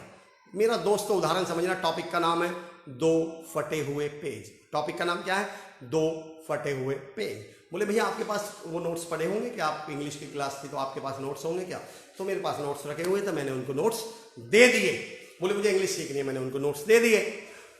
तो 1-1.5 महीने बाद, 2 महीने बाद मेरी उनसे मुलाकात हुई। उदाहरण समझना दोस्तों, मेरी उनसे मुलाकात हुई, मैंने क्या रहा भाई, थोड़ी बहुत इंग्लिश इंप्रूव हुई क्या, तुम इंग्लिश बोल सीखी क्या।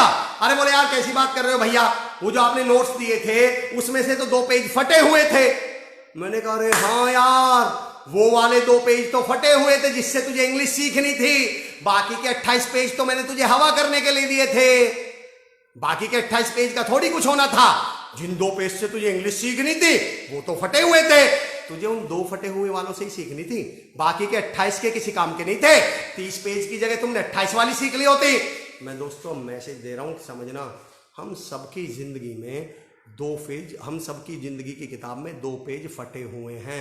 किसी का फैमिली बैकग्राउंड का पेज फटा हुआ है, किसी का गांव में हिंदी मीडियम इंग्लिश मीडियम का पेज फटा हुआ है, किसी की हाइट का पेज फटा हुआ है, किसी के पापा जी के पास पैसे नहीं है, पेज फटा हुआ है, किसी के पास क्वालिफिकेशन नहीं है, उसका पेज फटा हुआ है, किसी की अपब्रिंगिंग सही नहीं, उसका पेज फटा हुआ है, किसी को क्वालिफिकेशन पढ़ाई सही नहीं मिली, उसका पेज फटा हुआ है।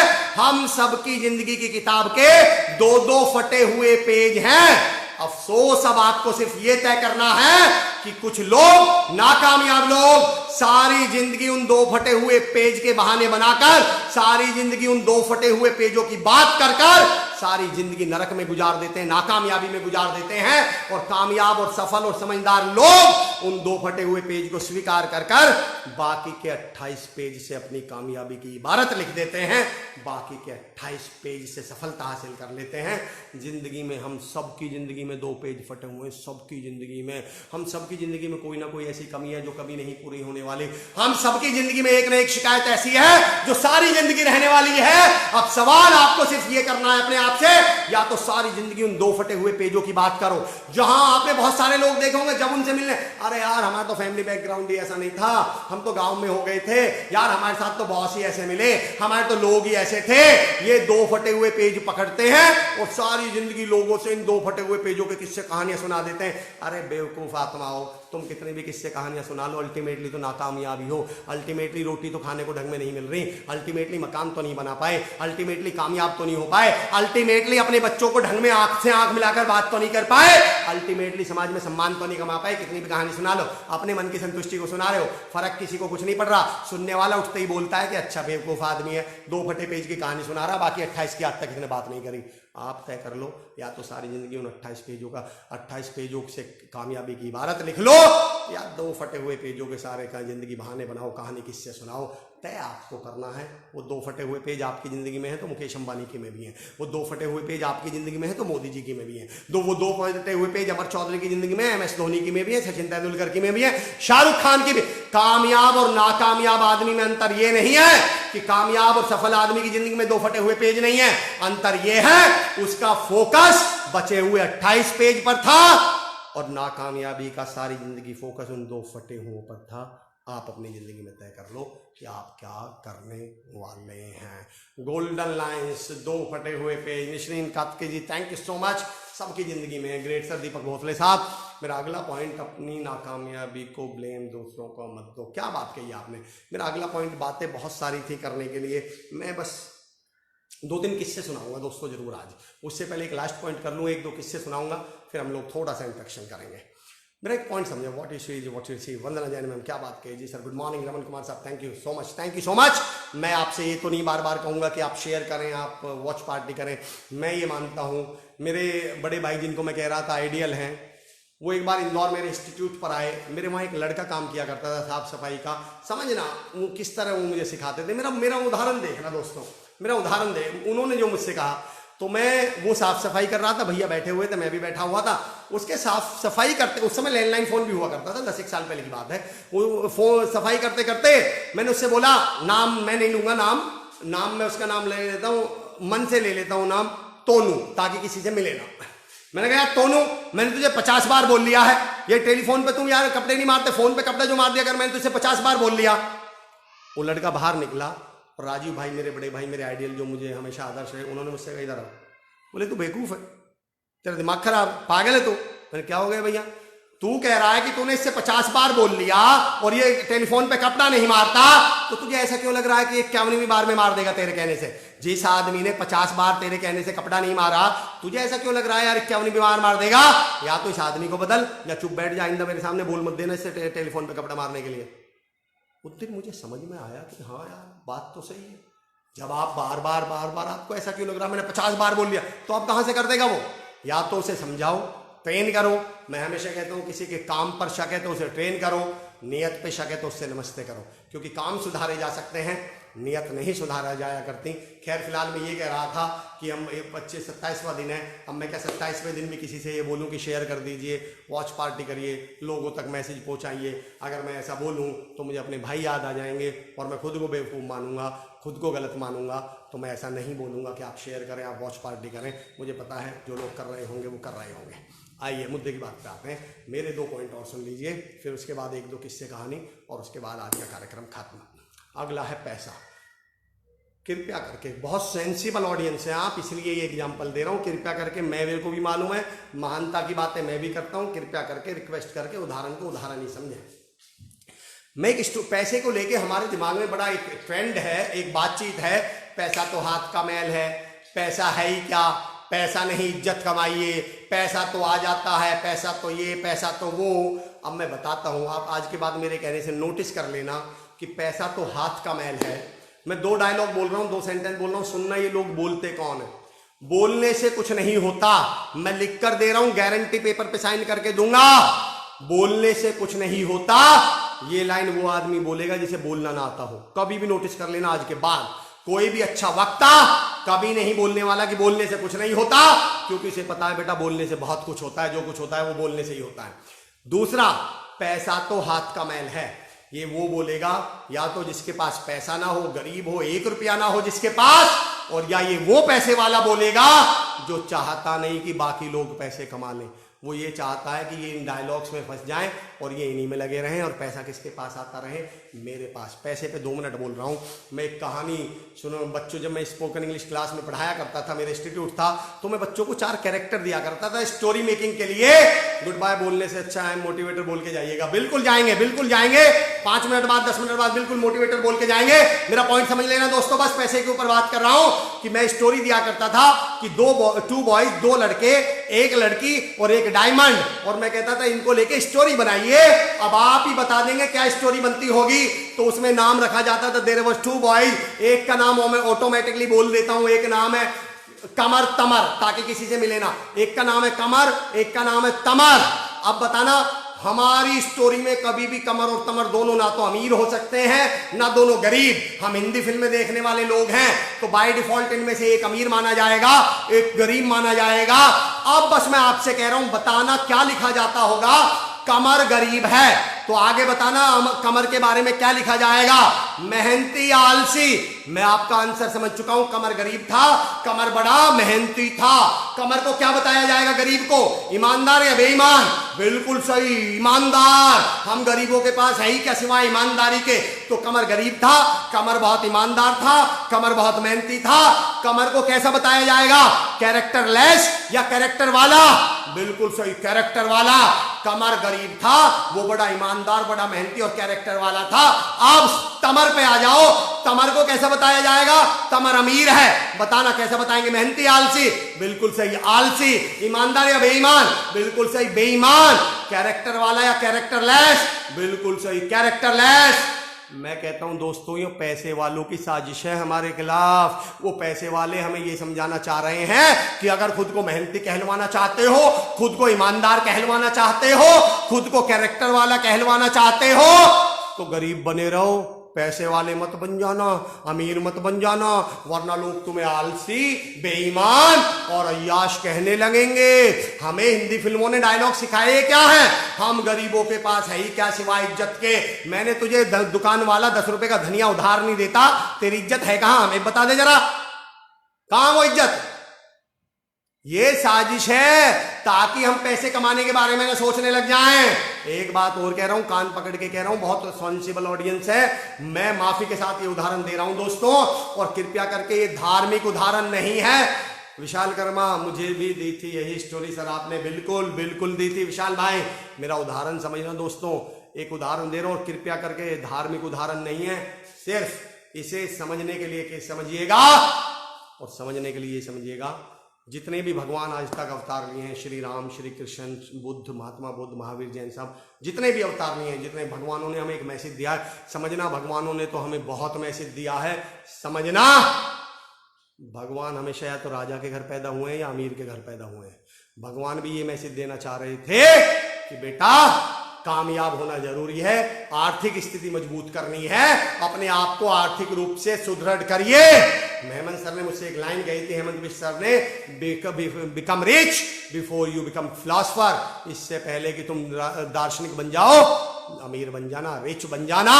मैं मैसेज क्या दे रहा हूं, अब एक अगला पर लेकिन यहाँ एक क्वेश्चन समझ लेना, एक यहाँ सावधानी समझ लेना, मनी माइंडेड नहीं बनना है हमें पैसे वाला बनना है, मनी माइंडेड नहीं। मेरा एक उदाहरण समझना दोस्तों, पैसे को बहुत महत्वपूर्ण मानना है, पैसे को तो भगवान इसलिए भी मत मान लेना, ये गलती मत कर देना कि पैसे को ही भगवान मानने लगो। क्यों मत मानना, उदाहरण दे रहा हूं, अगर आप सच में अपनी जिंदगी में पैसा पाना चाहते हो तो कभी भी जिंदगी में पैसे को भगवान मत मानना, क्योंकि भगवान आज तक किसी को मिले नहीं है। अगर आपने पैसे को भगवान मान लिया ना तो पैसा आपको मिलेगा नहीं, पैसा को पैसा ही मानना। और दूसरा उदाहरण, जितनी भी महिलाएं, मोहतरमाएं, जितनी भी फीमेल मुझे सुन रही हैं यहाँ पर, जितनी भी मोहतरमाएं मुझे सुन रही हैं, पिंकी मैम, सुदीप्ति मैम, मुझे जितनी भी भावना मैम, जितने भी लोग सुन रहे हैं, स्वाति जी, जितने भी लोग सुन रहे हैं, पासी जी, जितने भी लोग मुझे सुन रहे हैं, महिलाएं, मोहतरमाएं, आपके लिए इस स्टोरी में एक बहुत बड़ा सबक है, ध्यान देना। इस स्टोरी में एक लड़की भी थी और उस लड़की को बोला जाता है, आगे स्टोरी आप बताना, and there was a girl and she was very beautiful. मैं सोनम, मेरी सोनू से मैं पूछता हूँ, सोनू से, सुदीप्ति से, तमाम महिलाओं से पूछता हूँ, इस स्टोरी में ये क्यों नहीं बोला गया there was a girl and she was very talented? इस स्टोरी में ये क्यों नहीं बोला गया? किसी भी स्टोरी में, इसमें नहीं, किसी भी स्टोरी में there was a girl she was very talented, there was a girl she was very hard working, there was a girl she was very entrepreneurship minded, there was a girl she was very business minded. आप लोगों को केवल, भावना ma'am सुनना, आप सब लोग, आप लोगों को हर स्टोरी में ब्यूटीफुली क्यों बोला जाता है? ये आप लोगों के खिलाफ साजिश है। आपसे कहा गया है मेकअप करो, ब्यूटीफुल बनी रहो, घर बैठी रहो। तुम्हारे पति देव क्या कर रहे हैं, तुमको और कोई क्या कर रहा है, तुम अपने हक की बात मत करना, तुम बिजनेस करने की मत सोच लेना, तुम काम करने की मत सोच लेना, बस मेकअप करना, मैं आके तुम्हारी सुंदरता की तारीफ कर दूंगा, तुम उसमें मशगूल हो जाना, उसमें खो जाना, और मत पूछना कि तुम्हें जिंदगी में और भी कुछ करना था। ये आप लोगों के खिलाफ साजिश है। मैं हर महिला से जो मुझे सुन रही है, मैं उससे रिक्वेस्ट कर रहा हूं, जब जब कोई आपकी ब्यूटी के लिए आपको तारीफ, अगर कोई अमर चौधरी की तारीफ इस बात के लिए आके करे ना, अमर भाई आपकी हाइट बहुत अच्छी है, तो मैं उससे बोलता हूं मेरे भाई ये तो भगवान की तारीफ करिए, तूने मेरी नहीं करी। तुम मेरे कम्युनिकेशन स्किल्स की तारीफ करो, तुम मेरी मेहनत की तारीफ करो, मेरी तारीफ इस बात के लिए करो अमर भाई पसीने पसीने हो रहे हो, उन चीजों के लिए करो जिनमें मेहनत मैंने करी है। मेरी 6 फुट हाइट होने में मेरा कोई रोल नहीं है, भगवान का काम है। आपके सुंदर होने में आपका कोई रोल नहीं है। जब आपकी कोई ब्यूटी के लिए तारीफ करे, उससे कहा करो एक्सक्यूज मी, मेरी तारीफ कर मेहनत के लिए, मेरी तारीफ कर इस बात के लिए कि इतने विषम परिस्थितियों में भी अपने घर को गिरने नहीं दिया, घर संभाल लिया, अपने बच्चों को आगे लेके गई, पति को सपोर्ट किया, बिजनेस किया, काम किया, घर पे रही तो घर को स्वर्ग बना दिया। मेरी तारीफ इस चीज के लिए करिए और फालतू बातों के लिए मत करिए मुझसे तारीफ। चलिए, thank you so much Praneeta ma'am, thank you so much. Last के 3 मिनट 5 मिनट हम पे बच रहे हैं, 2 किस्से सुना के खत्म कर रहा हूं। भगवान को लेके 2 किस्से हैं। मैं बहुत मानता हूं हमारे साथ कहीं ना कहीं भगवान का हमेशा साथ है। सिर्फ एक किस्सा सुना देता हूं, एक बार 2 सुना रहा हूं। चलो, मेरी जिंदगी में जब बड़ा मुश्किल हाल चल रहे थे तो ये 2 कहानियों ने, इन 2 किस्सों ने मुझे बहुत मदद करी है। अमरवाणी इसके साथ खत्म करूंगा मैं आप लोगों से। एक बार एक आदमी को ऐसा लगता था कि भगवान मेरे साथ है, हमेशा मेरे साथ है। वो जब भी चला करता था तो उसे रास्ते में 4 पैरों के निशान दिखते थे, 2 से अपने और 2 भगवान के। उसे ऐसा लगता था भगवान के पैरों के निशान हैं, यानी भगवान मेरे साथ हैं, भगवान मेरे साथ हैं। सुमित सर आपको आदरणीय वंदन है। Sumit sir, Shweta absolutely agree to you sir, thank you Shweta ma'am. मुझे लगता था भगवान हमेशा मेरे साथ हैं। एक बार उसका बुरा वक्त आया, 2 किस्से सुना रहा हूं दोस्तों, जिंदगी में 1-2 किस्सा ऐसा जरूर रखना, जब जब बुरा वक्त आए, जब जब टेंशन हो, जब जब आप फ्रस्ट्रेटेड हो, जब जब लो फील करें, इन 1-2 किस्सों को सुन लेना, शायद जिंदगी में बूस्ट अप हो जाए। स्टेट ऑफ माइंड, मैंने कहा था ना, स्टेट ऑफ माइंड बदलने के लिए सिर्फ एक उदाहरण बहुत होता है। जैसे स्टेट ऑफ माइंड बदली, बाकी तो रिकमेंडेशन में वही वीडियो आएंगे जैसे आपको आने चाहिए, जैसे आप चाहते हैं। सुनना मेरा उदाहरण सुनना। तो उसको लगता था भगवान हमेशा मेरे साथ है, चलते समय 4 पैरों के निशान पड़े, बुरा वक्त आया, उसका ध्यान नीचे की तरफ गया, 2 पैर गायब। उसे बड़ा बुरा लगा, उसने भगवान से कहा भगवान तुम तो बड़े मतलबी निकले, जब मेरे पास बुरा वक्त आया, जब मेरे पास ऐसी दिक्कत आई तो तुम गायब हो गए, तुम्हारे पैर गायब हो गए। पर कोई बात नहीं, 4-6 महीने बाद उसका अच्छा टाइम फिर आया, उसने नीचे की तरफ देखा तो फिर 4 पैर दिखने लगे। उसने तो बड़ा गुस्सा आया, उसने कहा भगवान से अब मुझे आपकी जरूरत नहीं है, जब बुरा वक्त था जब तो तुम गायब हो गए, तुम तो दिखे ही नहीं, अब बुरा वक्त अच्छा वक्त आया तो वापस आ गए, अब मैं आपका क्या करूंगा, बुरे वक्त में तो तुम गायब हो गए। भगवान ने कहा कैसे? अरे बोले जब बुरा वक्त आया तो 2 पैर तो गायब हो गए तुम्हारे, मुझे 2 ही पैर दिखते थे। भगवान बोले बेटा वो 2 पैर मेरे थे जो तुझे दिख रहे थे, तुझे तो मैंने गोद में उठाया हुआ था, वरना तेरा पता भी नहीं चलता कि तू कहां चला गया।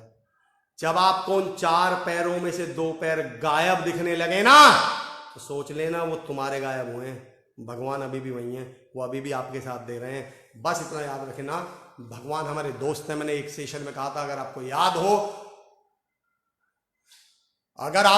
हो तो मैंने कहा था, इफ यू रिमेंबर, मैंने कहा था कि भगवान हमारे दोस्त हैं, नौकर नहीं। भगवान हमारे साथ काम करेंगे, हमारे लिए अंतर समझना नौकर और दोस्त में। नौकर सिलेंडर भरवाने जाता है, हम घर पे बैठते हैं, दोस्त पीछे बैठता है पकड़ के सिलेंडर को, तुम्हारे लिए नहीं जाता है। नौकर आपके कपड़े प्रेस करवाने जाता है, दोस्त तुम्हारे साथ कपड़े प्रेस करवाने जाता है। नौकर बाजार से सब्जी खरीदने जाता है, दोस्त तुम्हारे साथ सब्जी खरीदने जाता है, तुम्हारे लिए सब्जी खरीदने नहीं जाता। भगवान को दोस्त मानिए, सदा साथ रहेगा। नौकर मानोगे तो निकाल भगा देगा आपको, भगवान है वो।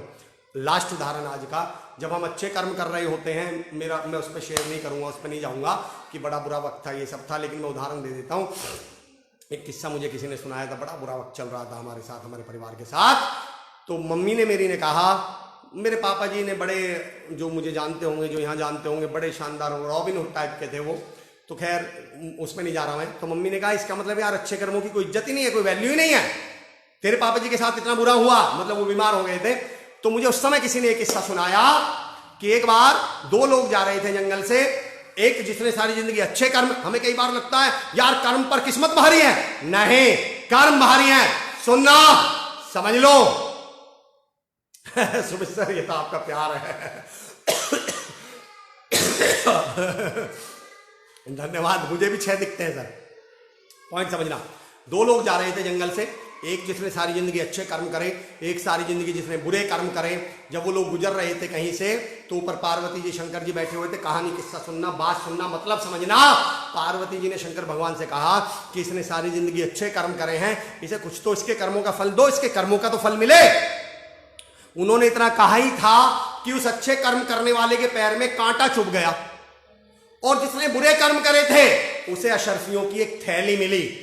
अब पार्वती माता जी को बहुत बुरा लगा, पार्वती माता जी को बहुत बुरा लगा। उन्होंने शंकर भगवान से कहा ये क्या हुआ? इसका मतलब कर्मों का कोई फायदा ही नहीं है, उसने सारी जिंदगी अच्छे कर्म करे हैं और फिर भी तुमने उसके पैर में कांटा चुभवा दिया। शंकर भगवान बोले इसका मतलब कर्मों का कोई फल ही नहीं है। शंकर भगवान बोले कि जिसको आज ये अशर्फी मिली है ना, इस बुरे कर्म वाले को, दरअसल इसके भाग्य में, इसकी किस्मत में खजाना था, पर इसने इतने बुरे कर्म करे हैं कि उस खजाने को कम करके ये थैली तक लेके आ गया। सिर्फ इसकी नसीब में अब क्या बची है? थैली। और ये जिसके पैर में अभी कांटा चुभा है ना, आज इसकी मृत्यु होनी थी, पर इसके कर्म इतने अच्छे हैं कि इसने उस मृत्यु को कांटे में बदल दिया। जब जरा सा बुरा भी अपने साथ हो जाए ना और आपके कर्म अच्छे हो, तो ये मत सोच लेना अच्छे कर्म करने के बावजूद मेरे कांटा चुभ गया। ये सोच लेना अच्छे कर्म करें इसीलिए सिर्फ कांटा चुभा, कांटा भी नहीं चुभा, इसलिए सिर्फ कांटा चुभा है, वरना होना तो कुछ और ही था। जब आपका जरा सा चोट लग जाए तो होना तो उस दिन कुछ और ही था। वो आपके अच्छे कर्म आपको बचा गए। अच्छे कर्म हमेशा किस्मत पे भारी पड़ेंगे, आपके कर्म हमेशा किस्मत पे भारी पड़ने वाले हैं। चलिए दोस्तों, बातें तो मुझे लगता है और बहुत सारी हैं, लेकिन मैं ऐसे तो बात करने के लिए हम कब तक करते ही रहेंगे। मैं आप सभी का हाथ जोड़ के साधुवाद करता हूं, धन्यवाद करता हूं। जब ये सेशन मैंने शुरू किया था, जब हमने ये कॉलेज बंद है नॉलेज नहीं वाला सेशन शुरू किया था, उम्मीद नहीं थी कि इतना लंबा चल जाएगा। हमने तो 6-7 दिन के हिसाब से सोचा था कि 31 तारीख, उसमें भी हम ये सोचते थे कौन सुनेगा, क्या होगा, लोग सुनेंगे भी या नहीं सुनेंगे। पर यकीन जानिए दोस्तों, आप लोगों के सहयोग ने, आप लोगों के सपोर्ट ने, आप लोगों के साथ ने इस यात्रा को इतना खूबसूरत, इतना यादगार, इतना बेहतरीन, इतना सार्थक बना दिया कि ये यादगार, ये यात्रा मेरी जिंदगी की सबसे बेहतरीन यात्राओं में शुमार हो गई। ये जिंदगी के उन कुछ लम्हात में, ये जिंदगी के उन कुछ अनुभवों में, जो आदमी बुजुर्ग अवस्था में, बुढ़ापे में जाके अपना टाइम पास करता है ना पुरानी यादें सोच सोच के, तो आपने मुझे वो याद दे दी है। जब कभी हम सुमित सर, मयंक सर, जब हम लोग साथी, परवीन सर, मनीष सर, जब विकास भाई, हम लोग आकांक्षु सर, हम जितने भी तमाम साथी हैं, हम सोच के उस समय बैठा कर बातें किया करेंगे, तो ये एक यात्रा होगी जिसका डिस्कशन हम जरूर करने वाले हैं। मैं उम्मीद करता हूं कि मैंने आपका समय तो बिल्कुल नहीं बिगाड़ा होगा। इन 27 दिनों में कुछ ना कुछ पॉजिटिविटी, कुछ ना कुछ सार्थकता हम आप तक पहुंचा पाए होंगे। और आप लोगों के इस सहयोग के लिए बहुत बहुत शुक्रिया, बहुत बहुत। मैं लास्ट में अगर आप 1-2 शब्द, 1-2 लर्निंग इन पूरे समय के आप शेयर कर सकते हो, तो मैं चाहता हूं कि मैं कमेंट्स पढ़ लूंगा। हमारे पास अगले 5 मिनट हैं। इन 26-27 दिनों में आपने जो भी 1-2 छोटी मोटी जो भी लर्निंग आपने ली हो, आपको इससे जो भी ऐसा लगा हो कि हाँ ये ऐड ऑन कर लिया मैंने अपनी लाइफ में, अगर आप उसे यहाँ चेंज शेयर कर सकते हो तो हमारे लिए भी खुशी की बात होगी, हमें भी बहुत बड़ा मोटिवेशन मिलेगा, हमें लगेगा शायद हमको सार्थक कर पाए। Rahul Kumar Mukhiya ji, thank you, it's honour listening to you. Amar sir, Sudipti ma'am, you are doing great. Sudipti ma'am Facebook पे डेली लाइव आ रही हैं, आप सुनते रहिएगा उनको। मयंक गुप्ता सर डेली 2 बजे क्वेश्चन एंड आंसर सेशन के साथ आ रहे हैं, आप उन्हें सुनते रहिएगा। सुमित सर डेली 5 बजे हिप्पो कॉर्पोरेशन के पेज से लाइव आते हैं, आप उन्हें सुनते रहिएगा। स्किलिंग यू शाम को 5 बजे डेली नए नए स्पीकर्स को वहां पर होते हैं, आप तमाम लोगों को सुनते रहिएगा। अभिषेक जफर भाई 23 तारीख से अपना एक प्रोग्राम शुरू कर रहे हैं, आप उनको ज्वाइन करने की सोचिएगा, मेमोरी के ऊपर है। विकास नागरू सर एक नया प्रोग्राम लेके आ रहे हैं ब्रेन के लिए, जिनका सेशन बहुत अप्रिशिएटेड हुआ है 3 दिन पहले। विकास नागरू सर जिन्होंने ब्रेन पे टॉपिक लिया था, वो एक नया सेशन लेके, नई ट्रेनिंग लेके आ रहे हैं, आप उन्हें ज्वाइन करिएगा, उन्हें कांटेक्ट करिएगा। लर्निंग बंद मत करिएगा, पॉजिटिविटी बंद मत करिएगा। जो अगर आप कुछ लिख सकते हैं तो मुझे भी अच्छा लगेगा, आपकी 1-2 कोई पॉइंट जो आपने सीखे हो। और लास्ट में ये जरूर लिखें, मैं भी मोटिवेटर। जिंदगी के सबसे खास पलों में आज के दिन स्वर्ण होंगे। Bhavna Bendekar ma'am, thank you so much for your support. Yog Shivansh कह रहे हैं सर मैं आपको पिछले 2 साल से फॉलो कर रहा हूँ, I am fully change. Oh Shivansh भाई, thank you so much, you are very positive. Shivansh मैं जानता हूँ आप बहुत ही पॉजिटिव हैं। Sir please continue with this session, great to listen, we eagerly wait for 10 every day. Sachin sir, thank you so much for इतने love और इतने स्नेह के लिए, कोशिश तो रहेगी। You have been doing tremendous work. Varun sir जिनकी ये मुहिम थी, वरुण सर, दिनेश जुनेजा सर, मैं जब एंड करूंगा तो मैं कुछ लोगों के नाम लूंगा, अभी मैं एंड की तरफ बढ़ जाऊं। रामवीर भाई कह रहे हैं सॉरी लेट हो गया। रामवीर भाई, नहीं नहीं रामवीर भाई कैसी बात कर रहे हैं, आपका बहुत सपोर्ट है। अच्छा मैं ये बता दूं, मैंने इस दौरान एक ग्रुप बनाया था, आपका साथ चाहिए। इस दौरान मैंने एक ग्रुप बनाया था माई विनर्स। इस दौरान मैंने एसकेडी की एक ब्रॉडकास्ट लिस्ट बनाई थी। मैंने जितने भी एसकेडी के स्टूडेंट्स थे, टीचर मैनेजमेंट थे, जितने भी लोग थे, टिब्बी के टीचर्स थे, सांगरिया के टीचर्स थे, पीली बंगा के टीचर्स थे, और मेरी कॉन्टैक्ट लिस्ट में वो तमाम लोग, टीटीसी के जितने भी लोग थे, मैंने उनको मैसेज भेजे हैं। अगर वो ओवर हो गए हो, आप लोगों को उन मैसेजेस से कोई परेशानी हुई हो, भाई हम तो भेजेंगे कि भाई कल हमारा सेशन है, तो मैं उनके लिए उनसे कहना चाहूंगा कि चलिए आज का समय है, हम समाप्त कर रहे हैं उसको। जिन्होंने मेरा सपोर्ट किया है, माई विनर, आपका साथ चाहिए में, अजय गुरुजी, बहुत तमाम लोग थे। रामवीर भाई मैं नाम लूंगा तो आधों के ज्यादा से छूट जाएंगे। अंकित प्रधान, रोबिन बैसला, अभिषेक प्रधान, मैं उन तमाम लोगों का शुक्रिया, विक्की, राजा, प्रतीक जिसने हमेशा सपोर्ट किया है, मैं तमाम लोगों का, गोपाल भाई, जितने भी लगातार पहले दिन से, अब ये मेरी फैमिली है। आप जिसे कहें मैं सबको जानता हूँ, सुदीप्ति मैम को, हितेश जी को, मैं सबको जानने लगा हूँ, अजय जी को, गोपाल जी को, everybody I know them very well. Sumit sir तो मेरे भाई हैं, घर है मेरा, मयंक सर, सब तमाम लोग, उनका ज्ञानी सूर्यवंशी जी, मैं भी motivator, thank you sir, fantastic sir. जब जब आप लॉकडाउन की बात होगी इस मुहिम को हमेशा याद करा जाएगा, थैंक यू सो मच। मैं भी मोटिवेटर, अच्छे कर्म हमेशा किस्मत पर भी होते हैं, I totally agree with you. क्या किस्मत पर भारी होते हैं, वेरी गुड। मैं भी मोटिवेटर सर, अब जब लॉकडाउन, मैं भी मोटिवेटर, ग्रेट टाइम, बहुत सारे लॉक ओपन हो गए। Rajesh sir thank you so much, सब आपका प्यार है। One have learned a lot from you, thank you, बहुत बहुत शुक्रिया। मैं आदरणीय बाबूलाल जुनेजा सर जो ट्रस्ट के अध्यक्ष भी हैं, एसकेडी के फाउंडर भी हैं, श्री कुशाल दास विश्वविद्यालय के आदरणीय Dinesh Juneja sir chairperson SKD Shri Kushal Das विश्वविद्यालय, कृष्णा यादव बड़ी मैम, कृष्णा यादव मैम जो जीपीएस स्कूल एसकेडी की बहुत मतलब पिलर हैं, वरुण यादव सर डायरेक्टर साहब बहुत बहुत जो श्री कुशाल दास विश्वविद्यालय को चला रहे हैं। मैं आप तमाम लोगों का बहुत शुक्रिया अदा करता हूं इतने बेहतरीन मुहिम के लिए, इस बेहतरीन अपॉर्चुनिटी के लिए। आप तमाम लोगों से रिक्वेस्ट करता हूं कि अगर आप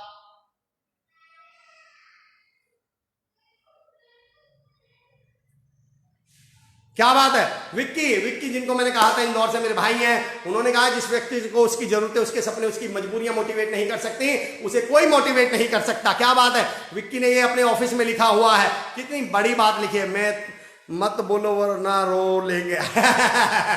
also the next talk show we have planned will be a big hit too. जी मैं Varun sir thank you so much for reminding me. दोस्तों कल से हम एक नया टॉक शो लेकर आ रहे हैं इसी पेज पर। उस टॉक शो को हमने नाम दिया है शख्सियतें। क्या नाम है? शख्सियत। उस टॉक शो में हम हनुमानगढ़, राजस्थान और तमाम भारत की ऐसे लोगों से आपको रूबरू कराएंगे जो फर्श से अर्श तक अपने दम पर पहुंचे हैं, जिन्होंने ना केवल आसमान छुए कामयाबी के, लेकिन अच्छाई की जमीन भी नहीं छोड़ी, जो बिजनेस टाइकून तो बड़े बने पर आज की जिनके दिल में आज भी जमीन मिट्टी धड़कती है, आज भी अपने लोगों के लिए प्यार है। हम उनकी कामयाबी की कहानियां सुनेंगे, उनके कामयाबी के बारे सूत्र जानेंगे और हम जानेंगे कि उन्होंने ये कामयाबी कैसे हासिल करी, उनके मैसेज क्या है सोसाइटी के लिए। कल इसी पेज पर श्री कुशाल दास विश्वविद्यालय के पेज पर कल 11 बजे I will be hosting that program. मैं उस प्रोग्राम को होस्ट करने वाला हूं। प्रोग्राम का नाम है शख्सियतें, तो जिसमें हम तमाम कामयाब लोगों को बुलाने वाले हैं, उनसे हम बातचीत करेंगे, उनके अनुभव समझेंगे, उनके अनुभव सुनेंगे और यकीन जानिए उनके अनुभव हमारी जिंदगी में बहुत बड़ा बदलाव ला सकते हैं, एक ब्रेक थ्रू दे सकते हैं हम लोगों को। तो कल 11 बजे इसी पेज पर आपसे मुलाकात होगी, जाना कहीं नहीं है। ये कॉलेज बंद है, नॉलेज नहीं वाली सीरीज खत्म हुई है, पेज का मुहिम श्री कुशाल दास विश्वविद्यालय की मुहिम खत्म नहीं हुई और कल से एक नई मुहिम शुरू हो रही है, शख्सियतें। Joy sir thank you so much. Ashish Jaiswal you have filled my head with knowledge that you have also filled my heart with the love. ओ क्या बात है Ashish sir, thank you so much. क्या पॉइंट लिखा आपने? मैं भी motivator will be waiting for your sessions again sir. कल 11 बजे हमारा प्रोग्राम है शख्सियतें, जहां पर हमारे साथ डॉक्टर सिहाग होंगे, एक बहुत बड़े आई वुड से कि बहुत नामचीन डॉक्टर हनुमानगढ़ के, बहुत बेहतरीन शख्सियत हमारे साथ होंगे। हम उनके अनुभव जानेंगे, उनकी यात्रा जानेंगे। तो आज को हम वाइंड अप करते हैं, साइन ऑफ करते हैं। मैं भी मोटिवेटर जितने लोग हैं वो लिख सकते हैं। ये हुई ना बात सर, new show Bhavna Bhendekar ma'am thank you so much. आइए दोस्तों आज हम टाटा बाय बाय करते हैं, मैं भी मोटिवेटर के साथ। आप मैं भी मोटिवेटर लिखिए और मैं एक शेर सुनाता हूं आपको कि सितारों को आंखों में महफूज रखना, बड़ी दूर तक रात ही रात होगी और मुसाफिर हैं हम भी, मुसाफिर हो तुम भी, किसी मोड़ पर फिर मुलाकात होगी। दोस्तों कल मुलाकात होगी आपसे 11 बजे। जब तक मैं पूर्ण रूप से मोटिवेटर नहीं बन जाता मैं आपको नहीं जाने दूंगा। हितेश भाई ये हुई ना बात सर, आपने बिना पानी पिए इतना पसीना बहाया हमारे लिए। हाय हाय हाय निशरीन कातका साहब आपने ये बात सुन ली, मैं आपने ये निशरीन कातका जी आपने नोटिस कर ली, यही मेरे लिए बहुत बड़ी बात है। Great time have in my life till now. Jitu D Bhave साहब thank you so much. Akhilesh Damor साहब मैं भी मोटिवेटर। सुमित सर कह रहे हैं मैं भी मोटिवेटर। हकीकत ये हो रही है दोस्तों, मन नहीं कर रहा जाने का, इसलिए मैं खींच रहा हूँ बात को, नहीं तो मन तो मतलब क्या बताएं। मैं भी थोड़ा सा सुमित सर वाली बात है, होता क्या है जब 26-27 दिन हो गए तो मुझे भी थोड़ी सी कनेक्टिविटी तो हो गई है, मेरी फैमिली जैसे आप लोग हैं। कल मिलते हैं, मैं भी मोटिवेटर, हम सब मोटिवेटर। पनीता बागदे जी कह रहे हैं कि हमारी जिंदगी भाई बदल जाएगी सर, 2 पेज फटे 28 नहीं, क्या बात है। मैं भी मोटिवेटर बनना जैन मैम करी, मैं भी किसी का हौसला, ये पॉइंट मैं हमेशा याद रखूंगा आपके थ्रू। मैं भी शेयरर, मैं भी मोटिवेटर। खुशहाली मैम मैं भी मोटिवेटर। सुरेंद्र पट्टे साहब मैं भी मोटिवेटर। खुशहाली सिंह मैम करिए मैं भी मोटिवेटर, हम सब मोटिवेटर। कल मुलाकात होगी 11 बजे। हकीकत तो ये है जाने का, वाइंड अप करने का, साइन ऑफ करने का मन नहीं कर रहा है, पर हकीकत ये है दोस्तों, इस प्यार को हमेशा दिल में रखकर आपके सहयोग सपोर्ट को, एक बात तो हो गई है, अब हम कनेक्टेड तो लाइफ भर के लिए हो गए हैं, लॉकडाउन खुलने के बाद भी कनेक्शन तो वहीं रहेगा, अब हमारा कनेक्शन नहीं खुलने वाला। लॉकडाउन बेशक खुल जाए, अब हमारी कनेक्टिविटी तो सारी जिंदगी के लिए कनेक्ट हो गए, हम बन गए हैं। जितेंद्र नागर भाई जी कह रहे हैं मैं भी मोटिवेटर, राज सराय साहब मैं भी मोटिवेटर, भावना बेंदेकर साहब मंजिल पर में साथ होंगे, मैं भी मोटिवेटर, शमाकांत पांडे सर, भूमेश येले साहब। मैं आप सबसे रिक्वेस्ट नहीं, अब मैं रिक्वेस्ट नहीं करूंगा, मैंने वो 50 वाली बात, मैं आपसे वादा चाहता हूं, मैं आप लोगों से इस समय तो गुरु दक्षिणा तो नहीं मांगूंगा, पर आपसे ये वादा चाहता हूं कि आज के बाद हम किसी का डर नहीं, किसी का हौसला बनेंगे, हम पॉजिटिविटी को फैलाएंगे, हम मोटिवेशन फैलाएंगे। जहां जाएंगे हमारे सामने हमें देखकर कोई मोटिवेटेड तो होगा कि सर आगे, सर संभाल लेंगे, भैया संभाल लेंगे, दीदी संभाल लेंगे, डरेगा कोई नहीं। हम मोटिवेटर बनेंगे, हम मोटिवेशनल मैसेंजर बनेंगे, हम बनने वाले हैं किसी का हौसला ना कि किसी का डर। दीपक भोसले जी 28 पेज पर जरूर ध्यान देंगे sir. Jain sir love you, मैं भी मोटिवेटर। चलिए दोस्तों, वक्त आ गया साइन ऑफ करने का। कल हमारी नई सीरीज श्री कुशाल दास विश्वविद्यालय की नई मुहिम, आदरणीय बाबूलाल जुनेजा सर, दिनेश जुनेजा सर, श्री बड़ी ma'am Krishna Yadav ma'am, Varun Yadav sir, उनकी नई मुहिम श्री कुशाल दास विश्वविद्यालय के पेज को आप लाइक कर सकते हैं। आप श्री कुशाल दास विश्वविद्यालय की वेबसाइट पे जा सकते हैं और जानने की कोशिश कर सकते हैं कि श्री कुशाल दास विश्वविद्यालय कितनी बेहतरीन काम कर रहा है एजुकेशन के काम में। आपके आसपास कोई लोग हो, हनुमानगढ़, राजस्थान या दूर बिहार यूपी के भी लोग हों, बाहर के भी लोग हों, एमपी के लोग हों, अगर उनसे कोई संपर्क हो और वो आपसे कभी पूछे तो आप एक बार, मैं ये नहीं कहता कि आप भेज दो, पर मैं ये जरूर कहता हूं कि अगर उन्हें सलाह देनी है तो अच्छी सलाह दो। हो सकता है आप उनसे ये गए हो कि एक बार भी श्री कुशाल दास विश्वविद्यालय फोन करके देख लो, विजिट करके देख लो। अगर आपको लगे कि वो लोग काम ईमानदारी से और बढ़िया कर रहे हैं तो उससे अच्छी जगह तो दुनिया में कोई हो नहीं सकती। Thank you so much, thank you for your support, your प्यार, योर लव। जय हिंद। उंगली नहीं, जिम्मेदारी उठाइए। क्या बात है सचिन टंडन सर।